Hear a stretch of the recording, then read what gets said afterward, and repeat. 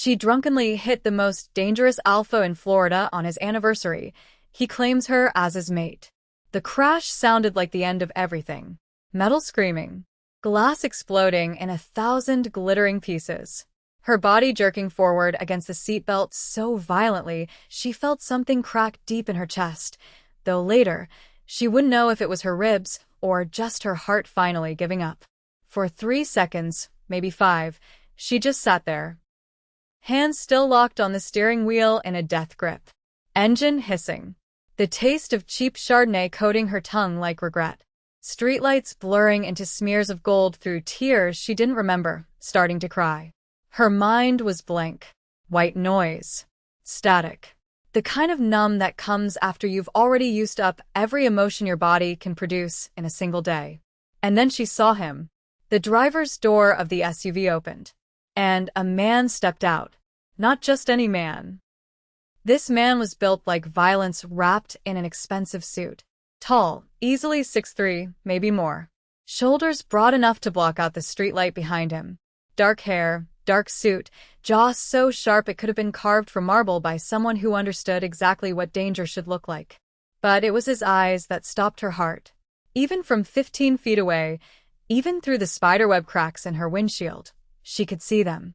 Dark. Intense. And glowing just faintly, just enough. With an amber light that had no business existing in a human face. Those eyes locked onto her like a predator spotting wounded prey. He didn't yell. Didn't curse. Didn't storm toward her car in the rage she expected, the rage she deserved. He just walked. Slow. Deliberate. Every step measured and purposeful, like he had all the time in the world to decide exactly how he was going to ruin her life. And Candace felt something twist deep in her gut. Something primal. Ancient. A warning that screamed in a voice older than language. Run. But she couldn't move. She could only sit there, frozen, watching this stranger approach and knowing, without understanding how or why, that she'd just made the biggest mistake of her life. The worst part? She had no idea just how big. Before we go any further, do me a favor, drop a comment below, and let me know where you're watching from. Seriously, I love hearing from you. And if you're into werewolf romance, fated mates, and stories that'll have you up way past your bedtime, make sure you hit that like button, subscribe to the channel, and turn on notifications so you never miss an episode. Trust me, you're going to want to see where this goes. Now let's rewind. Because to understand how Candace ended up here, drunk, devastated, and staring into the eyes of a man who definitely wasn't human, we need to go back 6 hours earlier. To the moment her life first fell apart. Chapter 1. Candace Monroe was 29 years old, a pediatric nurse at Miami General. The kind of woman who kept Band-Aids in her purse for strangers' kids and worked double shifts without complaining because someone had to. The kind who believed in second chances and true love and the idea that if you just tried hard enough, if you just gave enough, eventually the universe would give something back. That belief died at 5:43 p.m. when she walked into her apartment. She'd just finished a 12-hour shift. Her feet ached. Her scrubs smelled like antiseptic and baby formula. All she wanted was a hot shower, leftover Thai food, and maybe, if she was lucky, a few hours of sleep before her next shift started. Instead, she found her boyfriend Trevor in their bed. With Jenna, her coworker. The same woman who'd held Candace's hand through 3 failed IVF cycles. Who'd texted her just this morning about how strong she was, how proud she was, how much she admired her for not giving up. Yeah. Real admirable. Candace didn't scream. Didn't throw things. Didn't collapse into the dramatic breakdown they probably expected. She just stood there in the doorway, numb, watching Trevor scramble for his boxers while Jenna clutched the sheets like modesty mattered now. Babe, listen. Trevor started, his voice pitching high with panic. Get out. 2 words. Flat. Cold. Dead. Trevor tried to explain. Something about stress. About the fertility treatments driving them apart. About how Jenna got him in ways Candace couldn't anymore. How it just happened. Candace barely heard him, because her eyes had landed on something else. Something peeking out of Jenna's purse on the nightstand. A positive pregnancy test. The world tilted sideways. 3 years. 3 years of injections and hormones and hope and heartbreak. 3 years of her body failing her month after month. 3 years of Trevor promising it didn't matter, that they'd figure it out, that he loved her regardless. And this woman who'd smiled to her face and whispered comfort and stabbed her in the back, was pregnant. Just like that. Easy. Effortless. Candace didn't say anything else. She turned, grabbed her purse, walked to the kitchen, pulled a bottle of wine from the fridge. Trevor followed her, still talking, still making excuses, his voice fading into background noise. She twisted the cap off, took a long drink straight from the bottle. Candace, come on. She grabbed her keys. Where are you going? She didn't answer. She just walked out, got in her car, started the engine, and drove. Not anywhere specific. Just away. Away from that apartment. That bed. That life. That future she'd been stupid enough to believe in. She wasn't drunk. Not really. Maybe tipsy. Maybe emotional. Maybe too broken to care about the difference. The streets blurred past. Red lights. Green lights. None of it registered. Until suddenly, red. She saw it too late. Or maybe she saw it and just didn't care. Either way, her foot stayed on the gas, and the intersection of Brickell and 8th rushed up to meet her. The black SUV appeared out of nowhere. Impact. The world exploded. And when the dust settled, when the ringing in her ears faded and reality came crashing back, Candace looked up through her cracked windshield and saw him. Stanley Kane didn't have time for this. Tonight was supposed to be perfect. His 5th anniversary as Alpha of the Crescent Bay Pack. The same night he'd announced his candidacy for Alpha King of the Southeast Territory at the annual gathering. Every decision tonight mattered. Every word. Every impression. 5 years he'd spent building his reputation. Proving himself. Showing every pack in Florida that he was strong enough, ruthless enough, focused enough to lead them all. And now some drunk human had just rear-ended his vehicle in the middle of downtown Miami. He stepped out of the SUV, already calculating damage control. His beta, Ryder, was on the phone with their legal team. His driver was checking the front end. Stanley just needed to get this woman's information, compel her to forget the whole thing and move on. Standard procedure. Quick. Clean. Forgettable. But then she opened her door. And everything stopped. Her scent hit him first. Vanilla. Honey. Something warm and soft and utterly, devastatingly human. But underneath, beneath the wine and tears and heartbreak, something else. Something that made his wolf surge forward so violently he had to grip the car door to keep from shifting right there on the pavement. Mate. The word roared through his mind like thunder. No. That wasn't possible. Stanley didn't have a mate. He'd been tested when he was 16. Confirmed. Verified. He was one of the rare wolves born without a fated bond, a genetic anomaly that made him valuable. Unattached. Perfect for leadership positions that required cold calculation over emotional compromise. It was the entire reason he was qualified for Alpha King. No mate meant no weakness. And yet, this woman, small, tear-streaked, trembling, was staring up at him with wide green eyes, and his wolf was screaming. Ours. Ours. Ours. I'm so sorry. Her voice cracked, barely above a whisper. I wasn't. She swayed. Stanley's hand shot out on instinct, catching her elbow. The contact sent lightning up his arm. She felt it too. He saw it in the way her breath hitched, the way her pupils dilated, the way her pulse jumped under his fingers, wild and terrified, and something else. Recognition. Are you hurt? His voice came out rougher than intended, scraped raw by the effort it took not to pull her closer. She shook her head. I'm Fine. I'm really sorry. I'll pay for everything. I have insurance.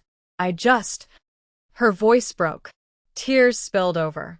And before Stanley could stop himself, before logic or reason or 5 years of careful planning could intervene, He was pulling her away from the street, away from the headlights and curious onlookers, his hand still on her arm because letting go felt impossible.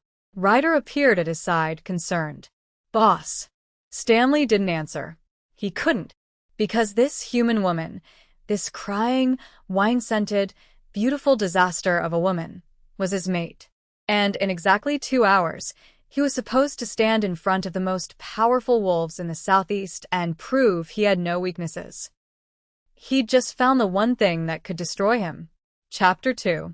The silence inside the SUV was suffocating. Not the comfortable kind. Not the kind where two people simply exist in the same space without needing words. This was the kind of silence that pressed against your chest. Heavy. Loaded. The kind that made you hyper-aware of every breath, every heartbeat, every second ticking past like a countdown to something inevitable. Candace sat in the back seat, arms crossed tight over her chest, staring out the tinted window at Miami's skyline blurring into streaks of neon and shadow. Her reflection stared back at her, hollow-eyed, mascara smudged, looking exactly like what she was, a woman whose life had imploded in the span of 6 hours. She should be terrified right now. That was the logical response. She'd just gotten into a car with a complete stranger. A man who'd looked at her with eyes that glowed like an animal's. Who'd told her, not asked, told, that she was coming with him. Every true crime podcast she'd ever listened to was screaming at her to demand he pull over. To get out. To run. But Candace didn't feel afraid. She felt numb. Hollowed out. Like someone had scooped out everything that made her her and left behind just a shell going through motions. And honestly, after finding your boyfriend in bed with your coworker, your pregnant coworker, sitting in a luxury car with a dangerously attractive stranger felt almost normal. Almost. Ryder sat in the passenger seat, phone buzzing nonstop. He'd glance at the screen, type something quick, glance at Stanley, then repeat. His jaw was tight, shoulders tense, like he wanted to say something but couldn't figure out how. Stanley drove in silence, both hands on the wheel, eyes fixed on the road. But Candace could feel him watching her, not directly, through the rear-view mirror. Quick glances that lasted just long enough to make her skin prickle with awareness. She tried to ignore it, tried to focus on the city passing by outside, the tourists stumbling out of clubs, the street vendors packing up for the night, normal people living normal lives, people whose worlds hadn't just detonated. Finally, she couldn't take it anymore. "Where are we going?" Her voice sounded strange. Flat. Detached. Stanley's eyes met hers in the mirror. Dark. Intense. Unreadable. "Somewhere you can sober up." Candace's jaw tightened. "I'm not drunk. You hit my car. I was distracted by..." The question landed like a punch. Simple. Direct. And completely impossible to answer without falling apart. Candace looked away. "That's none of your business." She felt rather than saw his reaction, a tension that rippled through the car. His hands shifted on the wheel. His jaw flexed. He was reading her. Somehow. The way her voice cracked. The way her pulse hammered.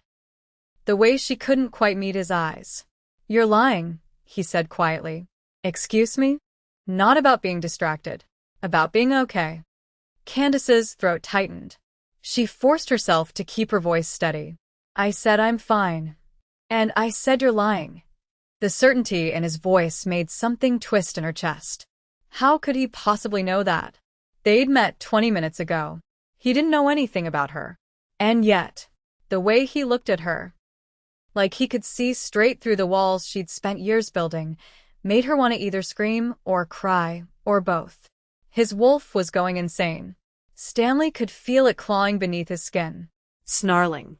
Demanding he pull over, drag her into his arms, find whoever had hurt her, and tear them apart with his bare hands. He forced himself to breathe, to focus, to remember he was alpha. He had control. But control had never felt this fragile. Her scent filled the car. Vanilla and honey and something underneath, pain, fresh and raw, that made every protective instinct he'd spent decades mastering roar to life. She'd been crying before the accident. He could smell the salt dried on her skin, could hear the way her voice kept threatening to break. Something had destroyed her tonight, and his wolf wanted blood for it. "What's your name?" he asked, partly to distract himself, partly because he needed to hear it. She hesitated. Like, even that small piece of information was too much to give. Candace. The name settled into his chest like it belonged there. Candace. He let it roll over his tongue. Soft. Sweet. Human. Perfect. I'm Stanley. Cool. Her tone was flat, unimpressed. "Can you take me home now?" No. Her head snapped toward him, eyes flashing. "Excuse me? You're not going home until I'm certain you're not a danger to yourself or anyone else on the road." I've fine. "You're crying." "I'm not."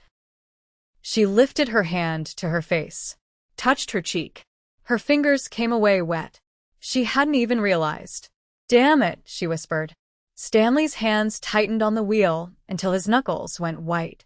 Every muscle in his body was screaming at him to stop the car, to turn around, to pull her into his lap and promise her that whatever had broken her tonight, he'd fix it. But he couldn't.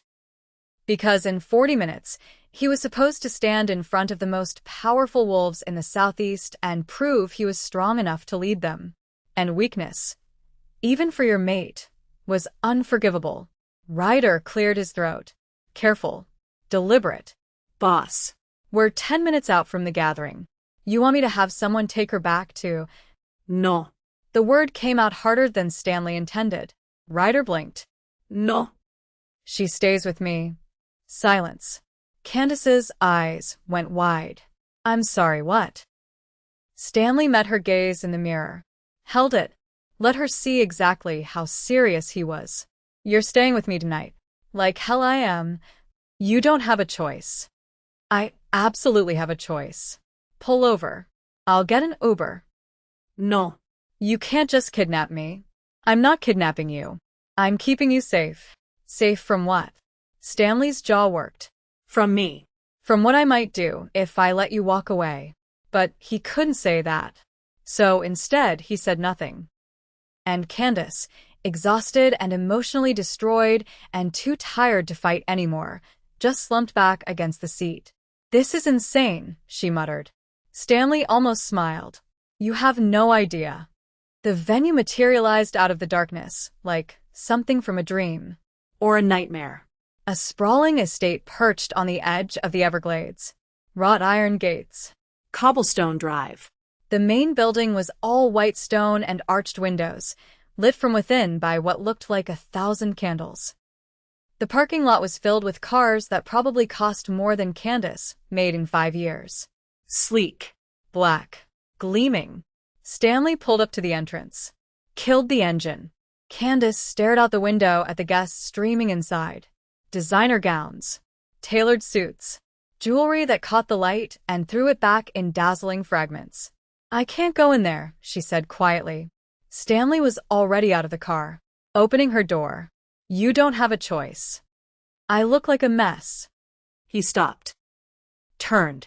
And for the first time since she'd crashed into him, his expression softened. Just barely. "Just enough. You look fine." It was a lie. They both knew it. She was wearing wrinkled scrubs and a cardigan with a wine stain on the sleeve. Her hair was falling out of its ponytail. Her makeup was destroyed. But the way he said it, low, rough, certain, like he meant every word, made something flutter in her chest. "Why are you doing this?" she asked. Quiet. Almost afraid of the answer. Stanley's jaw worked. His hands flexed at his sides. "Because you're mine. Because every instinct I have is screaming at me not to let you out of my sight. Because if I do, I might never find you again." But he couldn't say that. Any of it. So instead, he just held out his hand. "Trust me." Candace stared at it. At his palm. Open and steady. At the way his fingers didn't shake, even though something in his eyes looked almost desperate. This was insane. She didn't know this man. Didn't know where she was or why he'd brought her here. Every rational thought in her head was screaming at her to walk away. But when she looked at him, really looked, she didn't see danger. She saw someone trying very, very hard not to fall apart. Just like her. So she took his hand. His fingers closed around hers. Warm. Strong. And that same electric shock from before, when he'd caught her arm by the car, shot up her wrist and straight into her chest. His eyes darkened. He felt it too. "Come on," he said quietly, and let her inside. The ballroom was breathtaking. Vaulted ceilings. Crystal chandeliers dripping light. A live orchestra playing something classical and haunting. Tables covered in white silk, laden with champagne flutes and food that looked too beautiful to eat. And people. Everywhere. All stunning. All polished. All turning to stare the second Candace walked through the door. The whispers started immediately. Who is she? Is that Stanley Kane? Why would he bring a human here? Tonight of all nights? Candace felt her face flush. She tried to shrink into herself. To disappear. But Stanley's hand found the small of her back. Steady. Grounding. Guiding her through the crowd like she belonged there. Like she had every right to be exactly where she was. "Ignore them," he murmured. "Kind of hard when everyone's staring." "They're always staring. You get used to it." A man stepped into their path. Tall. Blonde. Movie star, handsome with a smile that didn't quite reach his cold blue eyes. Stanley. His voice was smooth. Pleasant. Fake. "Good to see you." Stanley's entire body went rigid. Damon. Damon's gaze slid to Candace. Lingered. Traveled slowly from her face down to her feet and back up in a way that made her skin crawl. "And who's this?" "None of your concern." Stanley's voice dropped several degrees. Damon chuckled. Like this was all some amusing game. Bringing a human to the gathering? That's bold. Especially tonight. Is there a point to this conversation? Just surprised that's all. Elle. Damon's smile widened. Didn't think you had it in you to break tradition. Thought you were all about control. Discipline. No distractions. His eyes flicked back to Candace. Guess I was wrong. Stanley stepped forward. Just one step. But it was enough to make Damon's smile falter. Walk. Away. For a moment, tension crackled between them. Damon's jaw tightened. His hands flexed. Then he raised his champagne glass in mock salute. "See you on stage, Alpha." He disappeared into the crowd. Candace exhaled shakily. Who was that? Nobody. He didn't seem like nobody. Stanley didn't answer. He was scanning the room now. Eyes tracking every person who got too close. Every glance that lasted too long. And Candace realized something. He was protecting her. She didn't know from what. Didn't understand why. But the way he positioned himself between her and the crowd, the way his hand stayed firm on her back, it was deliberate. Intentional. "Stanley. Stay close to me," he said quietly. Not looking at her. Still scanning.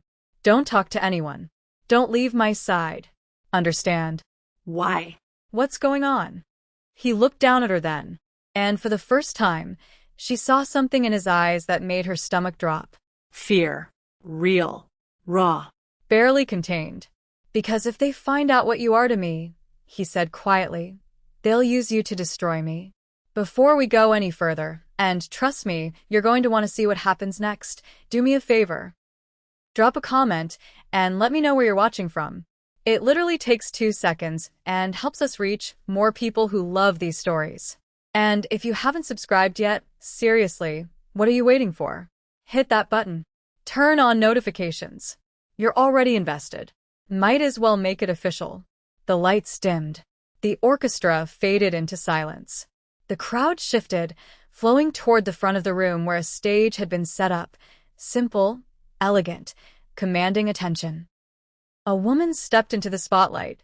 Older. Silver hair swept into an elegant twist.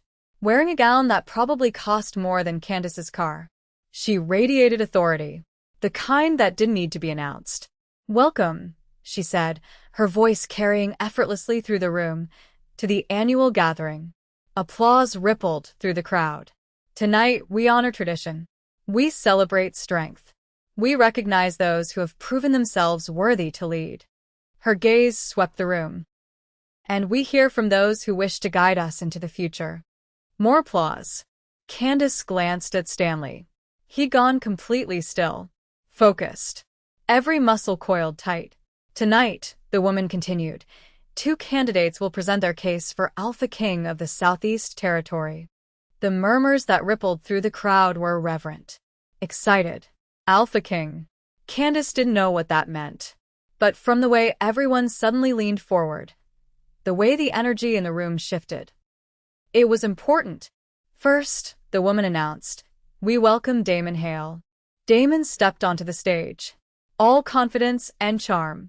He spoke about legacy, power, unity, about honoring the old ways while embracing strength.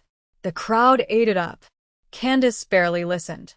She was too focused on Stanley, on the tension radiating off him in waves, on the way his hand had tightened almost painfully on her back. And now, the woman said, her voice ringing clear, Stanley Kane. Stanley started toward the stage. Candace's hand fell away from his back. She felt suddenly cold. Exposed. He took 3 steps. Then a voice rang out from the back of the room. Wait. Everyone turned. A woman stood in the doorway. Tall. Beautiful. Dark hair cascading over bare shoulders. Wearing a dress that hugged a very visible baby bump. She pointed directly at Candace. That human, she said, her voice clear and sharp and devastating, is carrying Stanley Kane's child. The room exploded. And Candace's world shattered for the second time that night. Chapter 3. Candace couldn't breathe. The air had been sucked out of the room. Out of her lungs. Out of her entire existence. Every single person in that ballroom was staring at her. Hundreds of eyes. Boring into her like lasers. She could feel their weight. Their judgment. Their curiosity sharp as broken glass. And all she could think, the only coherent thought her brain could form, was, what? She wasn't pregnant. She couldn't be pregnant. That wasn't how this worked. That wasn't how any of this worked. 3 years. 3 years of trying with Trevor. Of calendars and ovulation tests and scheduled intimacy that felt more clinical than romantic. 3 years of injections that left bruises on her stomach. Hormones that made her cry at commercials. Hope that died month after month when her period arrived right on schedule. The doctors had been clear. Devastatingly clear. Her chances without serious medical intervention were almost non-existent. Slim to none. A miracle at best. So this woman, this stranger in her designer dress and her visible baby bump, was lying. Had to be. Right? But then why was Stanley standing frozen halfway to the stage, his face drained of all color like someone had just ripped his spine out? Why was Ryder frantically typing something into his phone, his expression dark and urgent?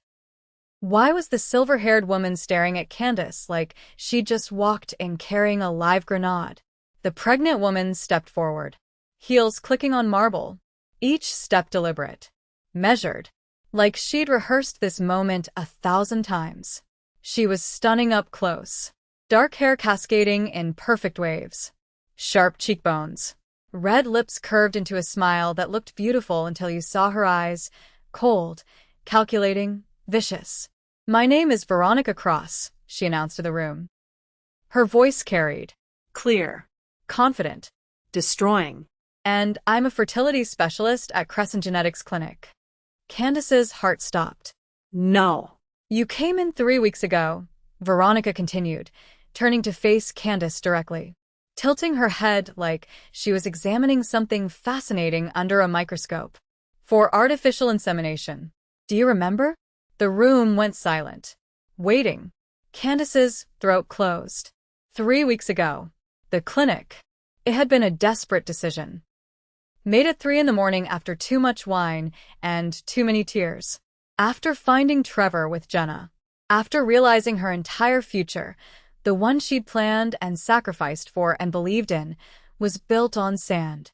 Her friend Lydia worked there. Had helped arrange everything quietly. Anonymous donor. Clean process. No complications. A chance to finally have the family she'd always wanted. On her own terms.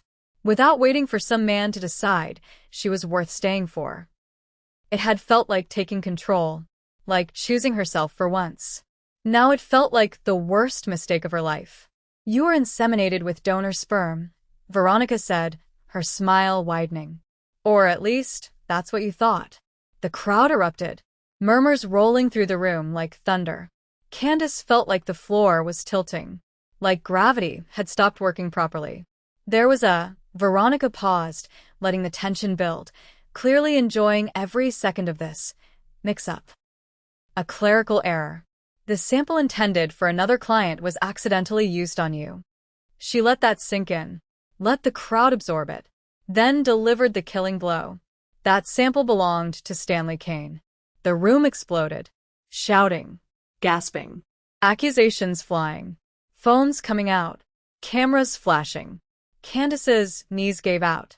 Stanley was there before she hit the ground, his arm around her waist, catching her, holding her up. His touch burned. Not painfully, the opposite. Like coming in from the cold and standing too close to fire. "Get her out of here," he growled. Not to her. To Ryder. "Stanley," Ryder started, his voice tight with warning. "Now." But before anyone could move, another voice cut through the chaos. "Let her stay." Damon stepped forward. That same cold smile plastered on his face. But his eyes were alight with something darker. Triumph. Vindication. "I think we all deserve an explanation," he said pleasantly. "Don't you?" He looked directly at Stanley. "You're asking us to make you Alpha King. To trust you with the future of every pack in the Southeast Territory. To follow you into whatever comes next." His gaze slid to Candace. "And you can't even control your own air?" Stanley's eyes flashed. Not brown anymore. Gold. Burning. Candace felt the change in him, the tension coiling through his muscles, the way his breathing shifted, something dangerous rising to the surface. "Watch yourself," Stanley said. His voice dropped an octave. A warning. Damon spread his hands. "All innocence. Or what? You'll attack me? Here? In front of the entire gathering?" He laughed. "That'll look fantastic for your campaign." Stanley took a step forward. Just one. But the crowd pulled back like he'd drawn a weapon. Candace grabbed his arm without thinking. "Don't." He looked down at her. And for a split second, the rage in his eyes softened. Banked. Still there but contained. "I'm not letting him do this to you," he said quietly. Just to her. "It's not about me." Her voice shook. She hated how weak she sounded. "This is your life. Your future. Don't throw it away for you." He said it like it was obvious. Like it was the simplest equation in the world. "I already did." The words hit her like a physical force. Before she could respond, before she could process what that meant, Elder Constance stepped forward. One hand raised. The crowd fell silent instantly. "Enough," she said. Her voice cut through the noise like a blade. Sharp. Absolute. Every person in that room obeyed. She turned to Stanley. Her expression was unreadable. Cold marble. "Is this true?" Stanley's jaw worked, muscles flexing. "I don't know." "You don't know if you fathered a child?" "I donated samples to the clinic 6 months ago. For preservation purposes." His voice was steady now. Controlled. "Alpha. Not for immediate use. Not for this." "Why preserve them at all?" "Because I was told I'd never find a mate." He didn't flinch saying it. Didn't look away. "I wanted to secure a bloodline. An heir. For the future of my pack." His eyes cut to Veronica. "I trusted the clinic to keep those samples secure." Clearly, that trust was misplaced. Veronica's smile didn't waver. Security protocols were followed to the letter. The mix-up was a genuine accident. Human error. "Convenient error," Ryder muttered from behind Stanley. Constance turned to Candace. Her gaze was clinical, assessing. "And you? Did you know whose sample you were receiving?" Candace shook her head frantically. No. I specifically asked for an anonymous donor. I didn't know anything about." She gestured helplessly at the crowd, the room, The insanity. Any of this. She's human, Damon interjected smoothly. Of course she didn't know. She probably thought she was getting some medical student's contribution, not the future Alpha King's genetic legacy. Laughter rippled through the crowd. Full. Mocking. Like she was the punchline to a joke she didn't understand. Candace's face burned. Shame crawling up her neck like fire. Stanley moved. Shifted to stand directly in front of her, blocking her from view. From their stares. That's enough. Is it? Damon stepped closer, still smiling. Because from where I'm standing, it looks like you've got a serious problem. A human carrying your child, if it even is yours. No bond. No claim. No pack connection. No control whatsoever. His smile widened. That doesn't exactly scream king material to me. The crowd murmured agreement. Heads nodding. Whispers spreading. Stanley's fists clenched at his sides. Candace could see his knuckles going white. Constance raised her hand again. Silence fell. We'll verify the claim immediately. A paternity test will be conducted first thing tomorrow morning. And if it's positive? Damon asked. Too eager. Too pleased. Constance's expression remained neutral. Then Stanley Kane has 30 days to present a solution to this council. A human carrying a pack heir is. She paused, choosing her words carefully. Unprecedented. And unacceptable without proper protocols in place. 30 days? Stanley's voice was dangerously low. That's not enough time to. It's more than generous. Constance cut him off. Final. And it's non-negotiable. She turned to Candace. You'll remain in Stanley Kane's custody until this matter is resolved. Candace's head snapped up. Excuse me? You're potentially carrying pack property. You cannot be allowed to leave unsupervised. I'm not property. The words burst out before Candace could stop them. Loud. Angry. Constance's gaze went ice cold. The child is. And until we confirm otherwise, you are a security risk that cannot be left unmonitored. Stanley stepped forward. His voice was steel. She's under my protection. No one touches her. No one approaches her. No one speaks to her without going through me first. Is that clear? Agreed. Constance nodded once. But she doesn't leave your sight. Not for 30 days. Not until this is resolved. Is that understood? Stanley's jaw worked. Every muscle in his body was tense. Understood. Candace stared at him, betrayal flooding through her. You're just going to let them do this? To me. He turned. And the look in his eyes made her chest ache. Made something behind her ribs crack open. Regret. Pain. And something else. Something fierce. I'm not letting anyone do anything to you, he said quietly. Just for her. But if I fight this now, here, in front of everyone, it'll only make things worse. They'll use it against you. Against us both. Trust me. I don't even know you. Her voice broke. I know. His hand found hers. Warm. Steady. Squeezed once. But you will. They left the gathering in silence. Candace sat in the back of the SUV, staring at nothing. Everything felt surreal. Distant. Like she was watching her life happen to someone else. She wasn't pregnant. She couldn't be. The doctors had said. But what if they were wrong? What if this one time, against all odds, it had actually worked? And what if the father wasn't some anonymous donor she'd never meet, but this man? This stranger with glowing eyes and impossible claims about packs and heirs and things that sounded like they belonged in fairy tales? We'll do the test first thing tomorrow, Stanley said, breaking the silence. His voice was carefully neutral. If it's negative, this all goes away. You go home. We forget this ever happened. And if it's positive? He didn't answer. Candace laughed. It came out bitter. Broken. This is insane. You know that, right? You're all acting like I'm carrying some kind of air, Stanley finished. Flat. Matter of fact. That's exactly what you're carrying. If the test is positive. I don't even know what that means. It means, he said slowly, meeting her eyes in the rearview mirror, that you're now the most valuable and most vulnerable person in Florida. She stared at him. Why? Stanley held her gaze. And for the first time since this nightmare began, she saw something raw in his expression. Fear. Real. Visceral. Barely contained. Because there are people who would kill to control that child, he said quietly. To use it as leverage against me. Against my pack. Against everything I've built. He paused.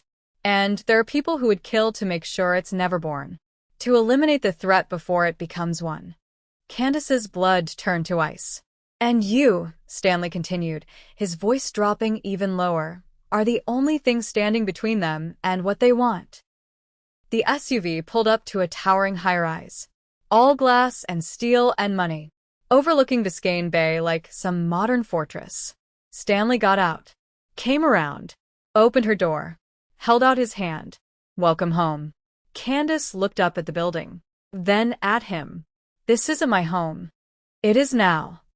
She didn't take his hand. You can't just decide that. I already did.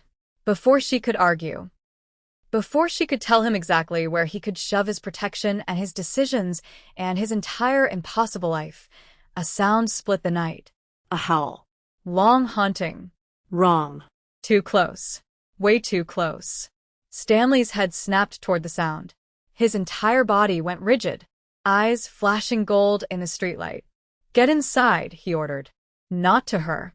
To Ryder. Now. What? Candace started. Now. Ryder was already moving. Gun drawn. Eyes scanning the darkness. The trees. The shadows pooling between buildings. Another howl answered the first. Then another. And another. A chorus. Hunting. Stanley pulled Candace against him. One arm wrapping around her waist. Shielding her with his entire body as the lobby doors ahead of them suddenly exploded outward. Glass shattering. Metal shrieking. And 3 wolves, massive, snarling. Wrong in ways Candace's brain couldn't process. Charged straight for them. Chapter 4. 1 second, Candace was standing in the doorway, trying to process what was happening. The next, Stanley had her shoved behind him so hard she stumbled, and Ryder was firing not bullets, something else, darts that hissed through the air and barely slowed the first wolf down. It lunged. A blur of black fur and teeth and pure rage. Stanley caught it midair, bare hands wrapping around its throat. The impact should have knocked him back, should have sent them both crashing to the ground. Instead, Stanley held firm, muscles coiling, and with a roar that shook the walls, he slammed the creature into the marble floor so hard the stone cracked like thunder. Candace screamed, because Stanley wasn't Stanley anymore. His eyes were glowing, not reflecting light, glowing. Pure molten gold. His hands had changed, claws extending from his fingertips. Black. Curved. Lethal. And when he snarled down at the wolf pinned beneath him, she saw his teeth. Fangs. Long and sharp and wrong. This wasn't human. This was something else entirely. The second wolf went for Ryder. He pivoted, fired another dart, and this one found its mark, right in the creature's shoulder. It yelped. A sound too human coming from that animal throat. Stumbled sideways. The third wolf didn't hesitate. It went straight for Candace. Her brain shut down. Every survival instinct she possessed just stopped. Because this thing, this massive creature the size of a small car with fur like oil and eyes burning red and foam dripping from jaws that could snap her in half, was coming for her. And she couldn't move, couldn't breathe, couldn't do anything but stand there and wait to die. It leaped. Stanley intercepted. The collision was brutal. Inhuman. Stanley caught the wolf midair, and they went crashing into a marble pillar with enough force to shatter it. Chunks of stone exploding outward. The building groaning. Ryder grabbed Candace's arm, dragged her backward. Move. Now. Stanley. He's got this. Move. They made it to the elevator. Ryder slammed the button. Nothing happened. Come on, come on. Behind them, Stanley ripped the third wolf off his back and hurled it across the lobby like it weighed nothing. It hit the far wall, left a dent in the drywall. crumpled. The first LF staggered to its feet, blood dripping from its muzzle, ribs heaving. It looked at Stanley, then past him, directly at Candace, and charged. Stanley intercepted again. But this time he didn't just fight. He shifted. Candace heard it before she saw it. Bones cracking. Popping. The sound of a body tearing itself apart and reassembling into something new. Stanley's clothes shredded. His skin rippled. And in less than 3 seconds, 3 impossible, nightmare seconds, Stanley Kane was gone. In his place stood a wolf. But nothing like the others. He was massive, bigger than the attackers. Silver-gray fur that seemed to shimmer under the harsh lobby lights like moonlight on water. Eyes still glowing that fierce, unnatural gold. And when he snarled, jaw dropping open to reveal teeth that belonged in a prehistoric museum, the sound was so primal, so deeply wrong, that Candace's knees buckled. The attacking wolf hesitated. Just for a second. It was enough. Stanley lunged. Faster than anything that size should move. His jaws closed around the attacker's throat, and it was over. The fight drained out of the smaller wolf instantly. It went limp. And then, impossibly, horrifyingly, it started to change. Shrinking. Fur receding. Until it was a man lying there. Unconscious. Bleeding. Human. The other 2 did the same. Either knocked out by rider's darts or too terrified to keep fighting. Stanley shifted back. The transformation was just as brutal, in reverse. Bones cracking back into place. Fur disappearing. And then he was standing there, naked, covered in blood that might have been his or theirs or both, chest heaving, eyes slowly fading from gold back to brown. He looked at Candace. She couldn't move. Couldn't speak. Couldn't do anything but stare at this man who wasn't a man and try to reconcile what she'd just seen with anything that made sense. Ryder tossed him a jacket from somewhere. We need to move. Now. Before more show up. Stanley pulled on the jacket, never breaking eye contact with Candace. Are you hurt? She shook her head. The motion felt distant, like someone else was controlling her body. Good. He reached for her hand. Let's go. She jerked back, away from his touch. What are you? Stanley's expression softened. Just barely. Like he'd been expecting this question and dreading it in equal measure. I'll explain upstairs. No. Her voice came out stronger than she felt. Now. Candace. What are you? The question echoed through the destroyed lobby, bouncing off broken marble and shattered glass. Stanley exhaled slowly, like he was bracing himself. I'm a werewolf. Candace laughed. It burst out of her. Hysterical. Broken. That's not real. You just watched me shift. I don't know what that was, but it wasn't real. Stanley stepped closer. She backed up. He kept coming. It's real. All of it. The gathering. The packs. Damon. The clinic mix-up. The child you might be carrying. His voice dropped. Went rough. Me. Candace's back hit the elevator door. This isn't happening. It is. I need to leave. You can't. You can't keep me here. I can. His eyes flashed gold again. Just for a second. A warning. And I will. Because those wolves weren't random. They were sent. To kill you. And the only reason you're still breathing is because I'm faster. Candace's chest heaved. She felt like she was going to throw up. Or pass out. Or both. Why? The word came out barely above a whisper. Why do they want to kill me? Stanley's jaw tightened. Because if you're carrying my child, you're a threat. To everyone who wants the throne. Everyone who sees an heir as leverage. Or as competition that needs to be eliminated. I don't even know if I'm pregnant. They don't care. He moved closer. Close enough that she could smell the blood on him.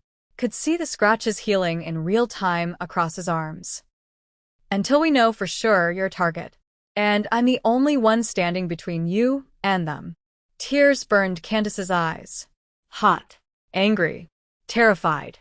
I didn't ask for this. I know. I just wanted a baby. Her voice cracked. A normal life. A family. I never. The words died. Stanley pulled her into his arms before she could stop him. She should have fought. Should have pushed him away. Should have run screaming into the night and never looked back. But she was so tired. So scared. And he was warm. Solid. Safe in a way that made absolutely no sense but felt undeniable. I'll fix this, he murmured into her hair. I promise. She didn't believe him. But God, she wanted to. Stanley's penthouse was obscene. That was the only word for it. Floor-to-ceiling windows overlooking Biscayne Bay. The city sprawled out below like a constellation of lights. Marble floors so polished Candace could see her reflection. Leather furniture that probably cost more than her car. A kitchen bigger than her entire apartment with appliances she didn't recognize. Wealth. Power. Control. Everything she wasn't. She stood in the middle of it, dripping rainwater. When had it started raining? Still shaking, still trying to make her brain work properly. Ryder was on the phone in the corner, barking orders in a low, urgent voice.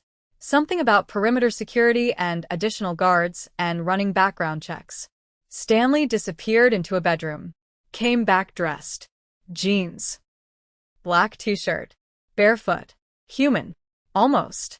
Sit, he said, gesturing to the couch. Candace didn't move. I want to go home. You can't. You keep saying that. Because it's true.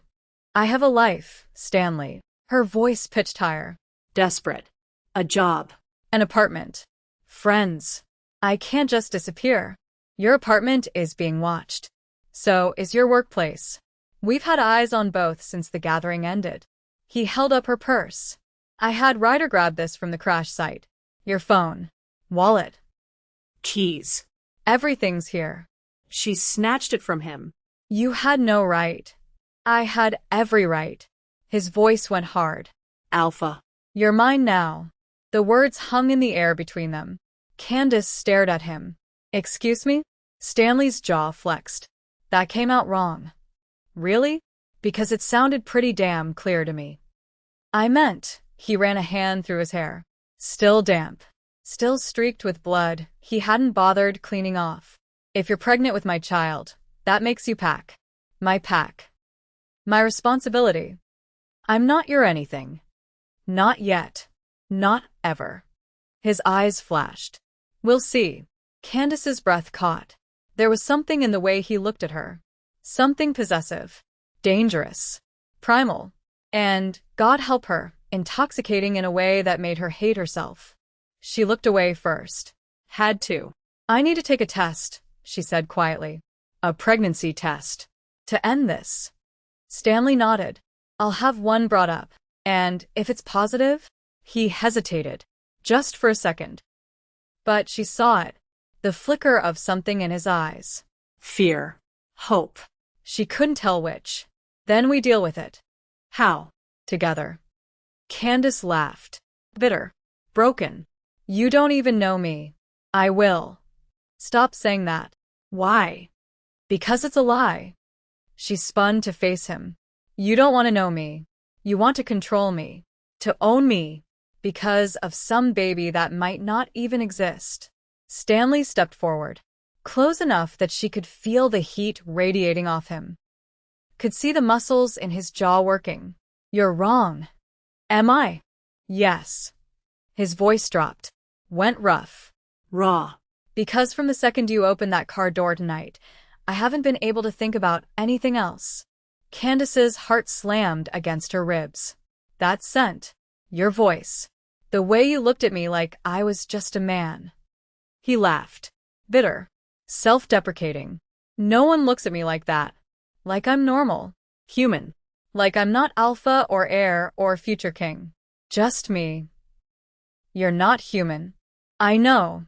His hand came up. Hesitated just inches from her face. Like he was afraid touching her would shatter something. But with you, I want to be. The air between them crackled. Electric. Impossible. Candace should have stepped back. Should have told him to stop. Should have done literally anything except stand there staring at him like he'd just ripped her heart out and shown it to her. Stanley. The door burst open. Ryder stood there, phone still in hand.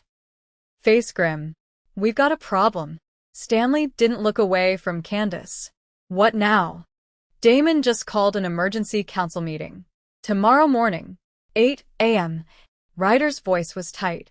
He's demanding you present definitive proof that the child is yours, or forfeit your claim to Alpha King. Stanley's eyes flashed. Full gold this time. He can't do that. He can. And he did. Constance approved it. Unanimous vote. Stanley swore. Low. Vicious. Candace's stomach twisted. What does that mean? Ryder met her gaze.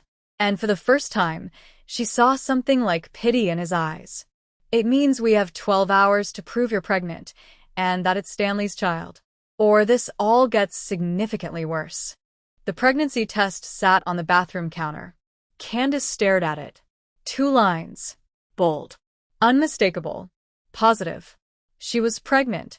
With a werewolf's baby. A strangled laugh escaped her throat. Then another. Then she was sobbing. Ugly, gasping, full-body sobs that shook her entire frame and wouldn't stop.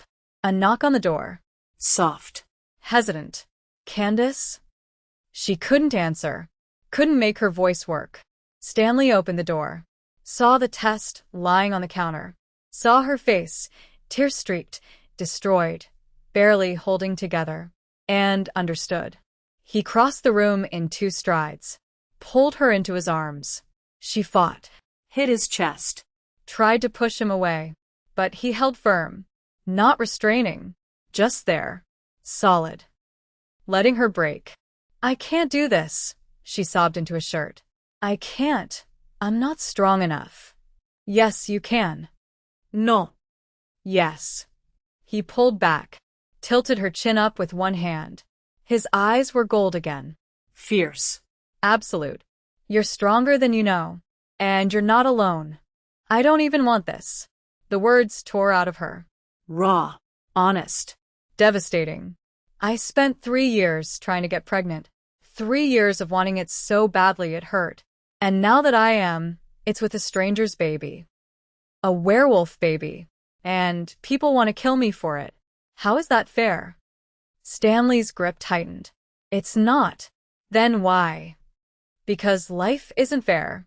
But I swear to you, his voice dropped. Went fierce. I will make this right. Candace wanted to believe him. Wanted it so badly.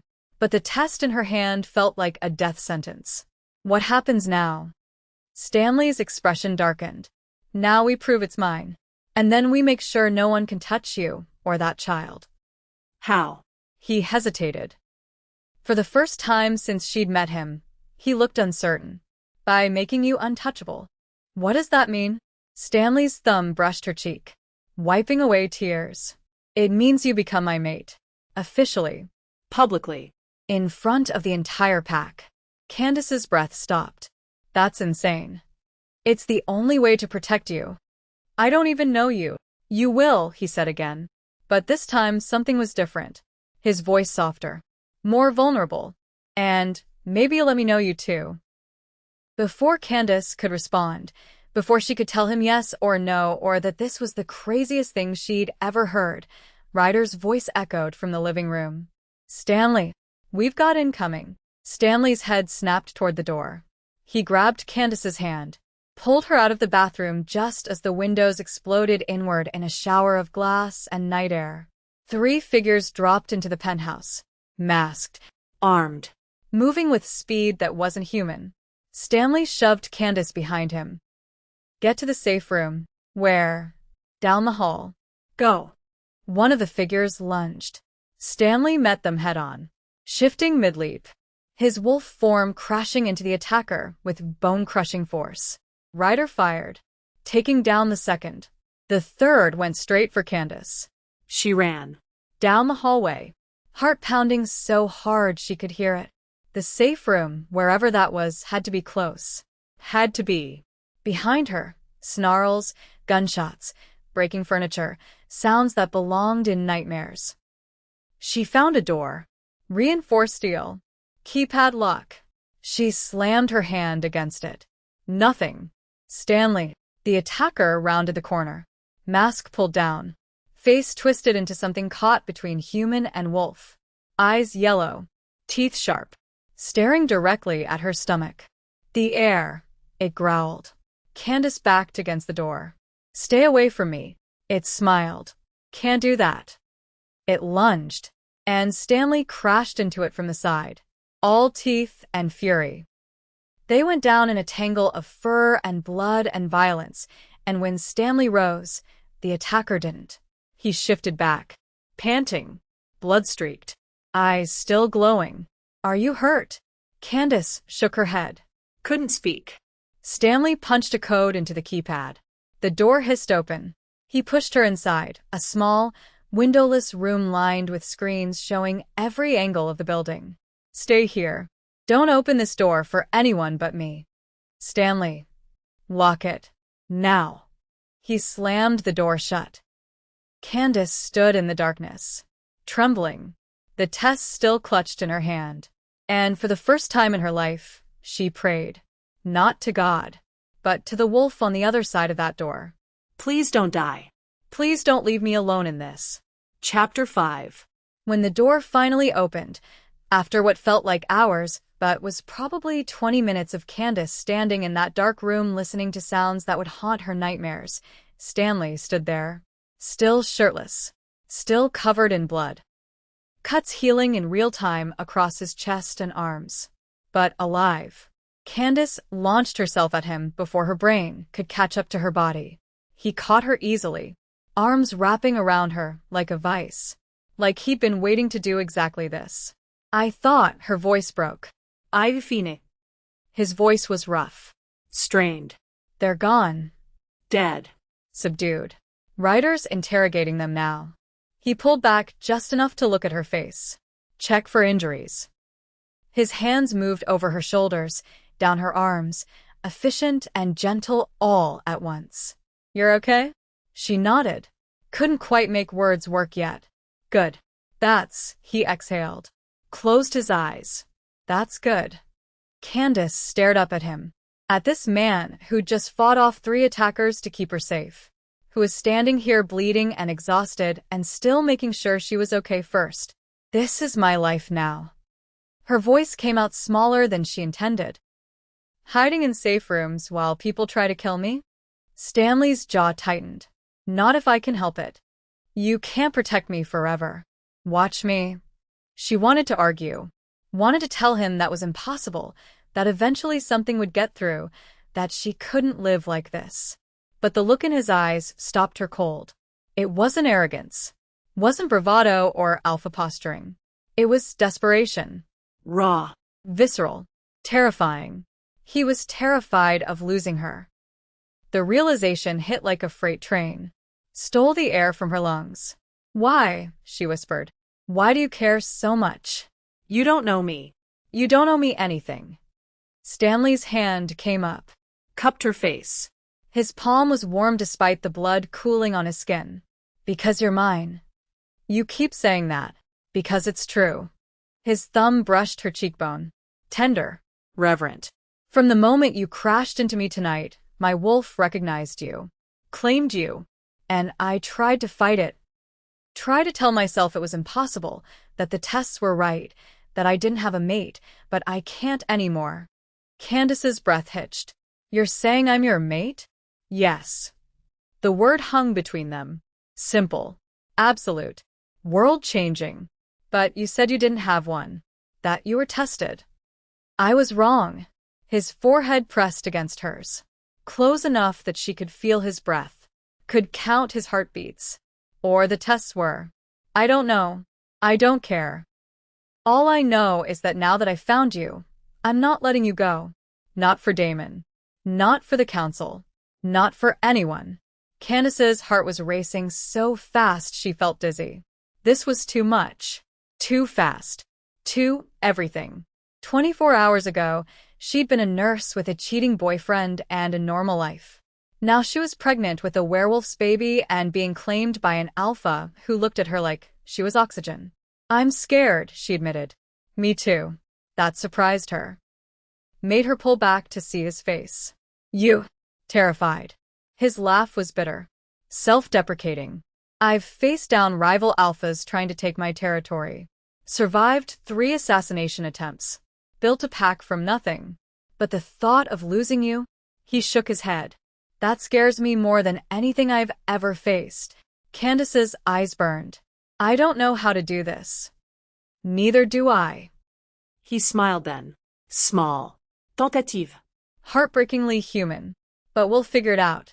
Together. The words settled into her chest. Warm. Solid. Together. Before she could respond, before she could tell him she didn't know if she could do this, if she was strong enough, if any of this was real, Ryder appeared in the doorway. His expression was grim. We've got a name. Stanley's entire demeanor shifted. The softness vanished. Alpha rising to the surface. Who sent them? Veronica Cross. Candace's blood turned to ice. The fertility doctor? Ryder nodded. Pulled up a tablet. Started swiping through files. She's been working with Damon for months. Maybe longer. The clinic mix-up wasn't an accident. They planned it. All of it. Why? Candace asked, though part of her already knew. Already felt it crystallizing into horrible clarity.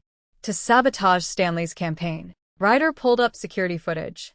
Veronica in a restaurant with Damon. Veronica accessing files at the clinic. Veronica accepting payment. They knew he'd donated samples months ago. Knew he'd need an heir eventually to secure his bloodline. So they decided to expedite the process. With me, Candace whispered. With you, Stanley confirmed. His voice was tight with barely contained rage. They used you to create a scandal. A weakness. A human carrying my child with no bond, no claim, no pack connection. Something they could exploit to prove I was unfit for Alpha King. Candace felt sick. So this baby is real. And mine. And completely unplanned by anyone except them. Stanley's hand found hers. Squeezed. But it was supposed to destroy me. He looked at her then. Really looked. Instead, it brought me you. The weight of that settled over them both. Candace stared at their joined hands. At the blood still drying on his skin. At the way his fingers wrapped around hers like he was afraid she'd disappear. What do we do? She asked quietly. Stanley's eyes flashed gold. We make them regret it. The council meeting was in 6 hours. Stanley laid out the plan in the living room while Ryder and 2 other wolves, Bennett, a massive man with kind eyes, and Kira, a woman with silver-streaked hair and scars on her hands, stood guard by the windows. We go in with proof, Stanley said. He was pacing now. Predatory. Focused. Paternity test results. Medical records from the clinic. Everything documented and verified by T. Third-party labs. And when Damon challenges it? Ryder asked. Because he will. He won't be able to. Stanley's smile was sharp. Dangerous. Because we're going to give him exactly what he wants. Candace frowned. What does that mean? Damon's endgame isn't just to discredit me. It's bigger than that. Stanley stopped pacing. Turned to face her. He wants to take the heir. He thinks if he can prove I'm unfit to protect my own child, that I let a human get pregnant without securing her first, the council will grant him custody. And with custody comes the bloodline he needs to legitimize his own claim to Alpha King. So, we're just handing him the baby? Candace's voice pitched higher. Panic threading through. No. Stanley crossed to her. Knelt so they were eye level. We're making you untouchable. By completing the mate bond. Candace's stomach dropped. You mean? A binding ceremony. In front of the council. It's ancient pack law. Once a mate bond is sealed publicly, no one can challenge it. You and the baby become protected under my direct authority. Permanently. Any threat to you becomes an act of war against my entire pack. And if I say no? Stanley's expression softened. Then we find another way. I won't force you, Candace. I meant what I said. You're mine because you choose to be. Not because I claim it. Candace looked around the room. At Ryder, who nodded encouragement. At Bennett and Kira, who watched her with something that looked like respect. Like they'd already decided she belonged. At Stanley, who looked at her like she was the answer to a question he'd been asking his whole life. "What does the ceremony involve?" she asked quietly. A vow. "A mark." He hesitated. "And a blood exchange." "Blood. It's symbolic. A few drops. Mixed with mine. It tells the pack and the wolf that we're bonded. That we're one." His eyes never left hers. "It's permanent, Candace. There's no divorce in pack law. No separación. Once we do this, we're bound for life." "No pressure," she muttered. Stanley reached up, cupped her face with both hands. "I know this is fast. I know you're scared. I know you didn't ask for any of this. But I swear to you, I will spend the rest of my life making sure you never regret this choice." "You can't promise that." "Yes, I can." His hand moved, settled over hers where it rested on her still flat stomach. "Because you're not just carrying my child. You're carrying my future. My hope. Everything I didn't know I wanted until you crashed into my life." His voice went rough. "And I don't take that lightly." Tears pricked Candace's eyes. "I don't love you. I know. And I might never. I'll take that risk." She laughed. Vet. "Broken. You're insane." "Probably." He smiled. Small. "Real. Is that a yes?" Candace looked at him. Really looked. At this man who'd crashed into her life, literally. And turned everything upside down. Who'd protected her when he had no reason to. Fought for her when it would have been easier to walk away. Promised her safety in a world she didn't understand. It wasn't love. Not yet. But it was something. Something real. Yes. Kira helped Candace get ready. They'd found a dress somewhere. Simple. White. Elegant without being bridal. Just formal enough to look intentional. "You're doing the right thing," Kira said as she adjusted Candace's hair. Her hands were gentle despite the scars. "Am I? Stanley's a good alpha. Best I've served under.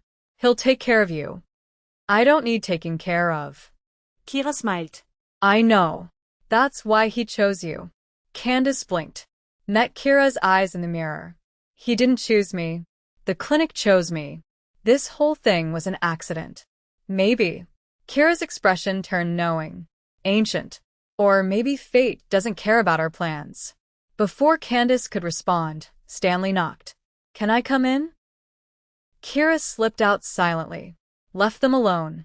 Stanley stood in the doorway, wearing a dark suit that probably cost more than Candace made in 3 months. Hair still damp from the shower.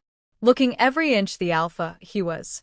And for a moment, Candace forgot to breathe. He was beautiful. Dangerous. Hers. The thought should have scared her. It didn't. "You look." He trailed off. Swallowed hard.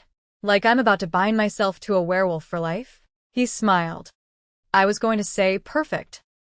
Candace's cheeks warmed. "Smooth. I try." He stepped closer. Pulled a small box from his pocket. "I got you something." "Stanley, you don't have to." "I wanted to." He opened the box. Inside was a necklace, silver, delicate, with a small pendant shaped like a crescent moon. Beautiful. Old. "It was my mother's," he said quietly. "She gave it to me before she died. Told me to give it to the woman I'd spend my life with." He met her gaze. "I want you to have it." Candace's throat tightened. "I can't take this." "You can." He moved behind her, fastened it around her neck. His fingers brushed her skin, and she shivered. "It suits you." She touched the pendant, felt its weight, its history. "Thank you." Stanley's hand lingered on her shoulder. "Are you ready?" No. Good. His smile was crooked. "Me neither." She looked up at him. Surprised. "Really? Really?" He took a breath. "But we're doing it anyway." Candace nodded, straightened her spine. "Then let's go get bonded." The council chamber was packed. Rows of wolves, alphas, betas, elders, all watching as Stanley led Candace to the center of the room. Their eyes tracked every step, judging, assessing, waiting. Damon stood off to the side, arms crossed, smirking like he'd already won. Constance presided from a raised platform, expression carved from stone. "We are gathered," she intoned, her voice carrying through the chamber, "to witness a mate bond between Stanley Kane, Alpha of Crescent Bay, and Candace Monroe, human." Murmurs rippled through the crowd, disapproving, curious, Shocked. "This bond, once sealed, is unbreakable by pack law. Do both parties consent freely?" "I do," Stanley said immediately. No hesitation. Candace's mouth was dry, her heart hammering. "I." Ido. Then let the ceremony begin. Stanley took her hands, his eyes, gold, intense, unwavering, never left hers. "I, Stanley Kane, claim you as my mate, my equal, my partner. From this moment until my last breath, you are mine, and I am yours." The words resonated, vibrated through the room, through Candace's chest, through her bones. She felt them settle, heavy. Real. "I, Candace Monroe, accept you as my mate." Her voice shook but held. "My equal, my partner. From this moment until my last breath, you are mine, and I am yours." Constance stepped forward, held a ceremonial blade that looked ancient, worn smooth by countless hands. The blood exchange. Stanley took it, sliced his palm without flinching. Blood welled immediately. Dark. Rich. He handed the blade to Candace. She stared at it, at the edge catching light, at her reflection distorted in the metal, then pressed it to her own palm. Pain flared. Sharp. Immediate. Blood dripped. Stanley clasped her hand, their wounds pressing together, blood mingling. The effect was instant. Heat surged through Candace's body, started at their joined hands and radiated outward like wildfire.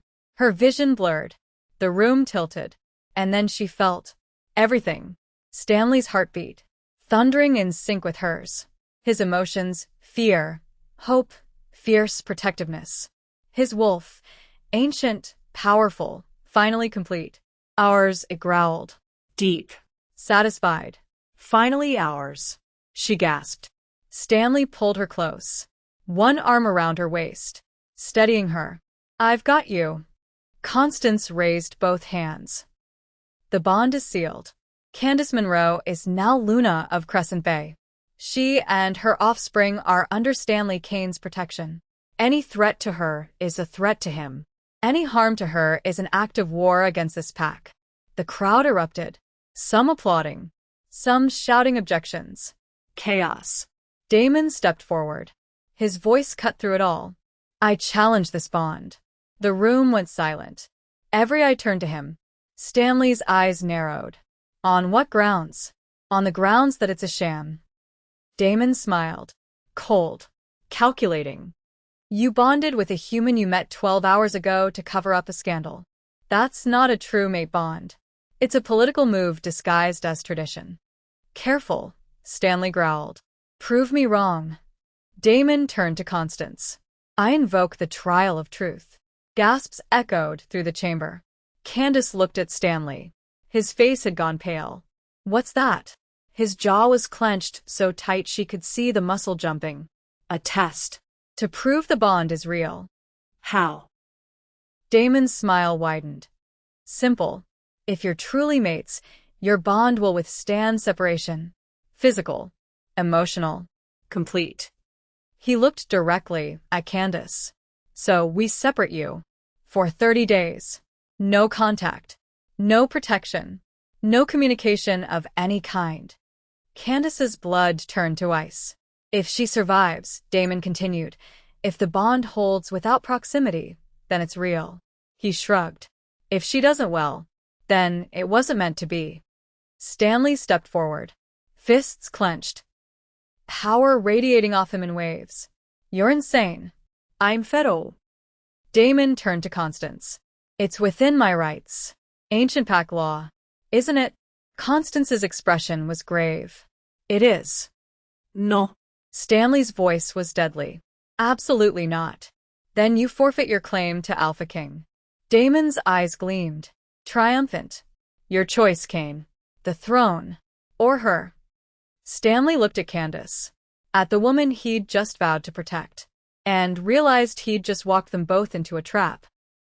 Before we move forward, and trust me, you need to see what happens next, I have to say something. If you're still here, still watching, still invested in Candace and Stanley's story, then you're part of this journey. So, why haven't you subscribed yet? Seriously, you're already hooked. You're already here. Just click that button. 1 second. That's all it takes. And drop a comment below. Tell us where you're watching from. Let's build this community together. Because this story? It's just getting started. Chapter 6. Stanley was going to kill Damon. Not metaphorically. Not eventually. Not in some distant future where justice prevailed and wrongs were righted. Right now. His wolf was clawing at his skin from the inside, demanding he shift. Demanding he rip Damon's throat out in front of the entire council and paint the marble floors with his blood and damn every single consequence. But Candace's hand on his arm stopped him. Don't. He looked down at her. His vision was still edged with gold. His canines elongated. Every muscle in his body coiled to spring. He's trying to kill you. I know. Her voice was steadier than it had any right to be. But if you attack him now, you lose everything. I don't care. Yes, you do. She squeezed his arm. Hard. Grounding. The pack. The throne. Your future. That's why you donated those samples in the first place, right? Because you wanted to secure your bloodline. Build something that lasts beyond you. Stanley's jaw worked. Teeth grinding. That was before. Before what? Before you. The words hung between them. Raw. Honest. Devastating. Candace's breath caught. And for a moment, just one impossible, suspended moment, the entire council chamber faded.